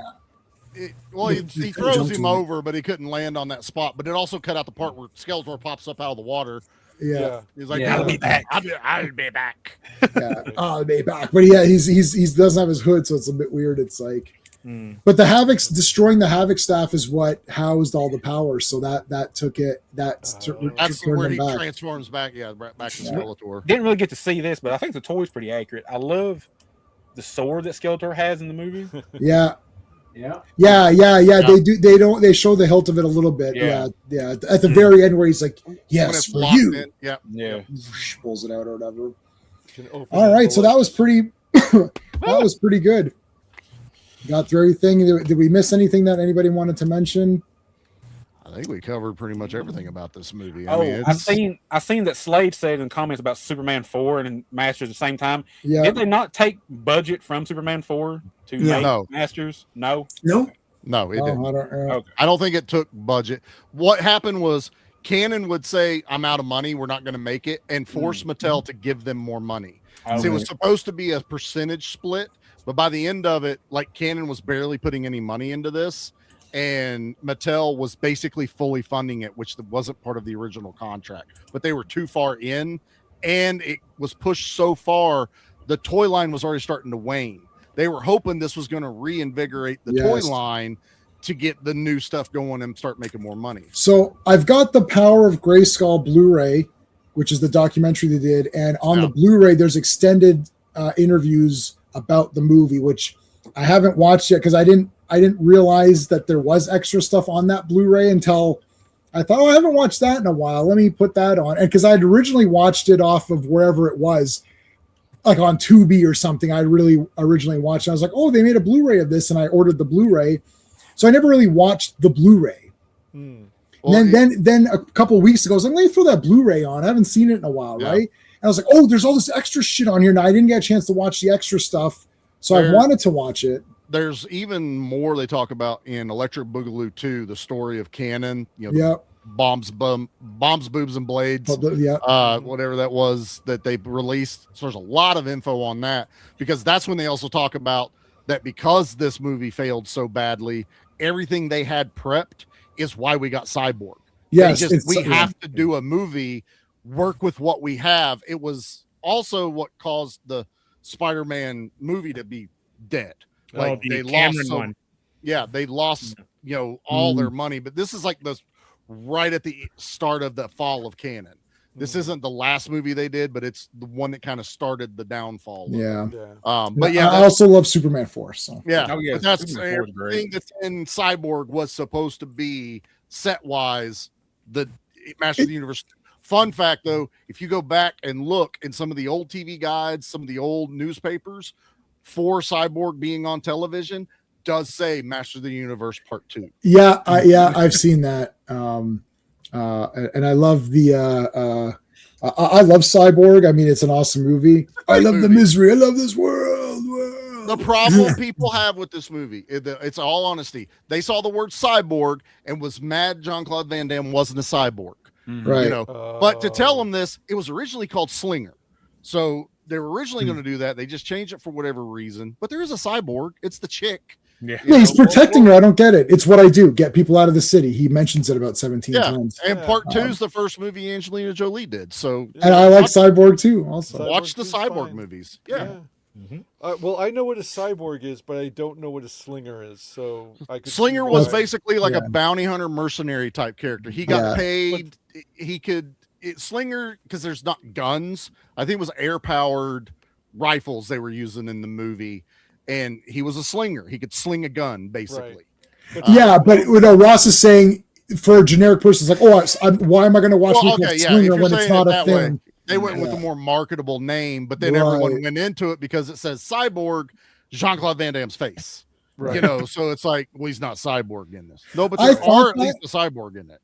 Okay, so before we'll go. We got to go in like a minute, but thanks to everybody here who's here, guys. All of the links for all of these people, they all have podcasts and channels, and they've written books and stuff. All the links are everywhere. They're in this chat. They're in the description of this video. They're everywhere else. So go find all these guys. We'll have everyone back again. So thank you for being here. But yeah, I saw Cyborg. I thought the same thing. I thought Van Damme's a cyborg. This is awesome. And then he wasn't a cyborg. Yeah, but the movie's still awesome. Like my whole thing is like, when it's completed and the movie's done, was it awesome or not? Based on who cares what it's like. Right. Yep. Like like I agree. Yeah. what if the movie had sucked, then the title would be another part of the suckage. Right. It's like, the fights weren't very good. I didn't think this guy was, Van Damme didn't do much. It missed and on the title's multiple stupid. levels. Yeah, exactly. Right. Like it's the whole thing. But Plus, there is a it would- cyborg in it, and it is about her, and they need to get her to safety. So I don't understand. It is about the cyborg, like, And it leaves him open to be a replicant later on. and he could be a replicant. And then and then at there's another cut where someone does an origami unicorn, and then that means and the unicorn is doing the splits. So that's to show that they knew that he was really a replicant. And Fender has an amazing monologue in the ring. Are you replican or a Replica. replicant? Oh, that's from Once Upon a Time in Mexico. Are you a Mexican or a Mexican? That was awesome. We're gonna leave it on that, guys. Thanks for being here. Let's all do good journey. Good journey. Good journey. Good journey. Good journey. Bye. Hey friends, you've just been listening to J-Man, and he is the smartest person who ever lived. So make sure you like and subscribe.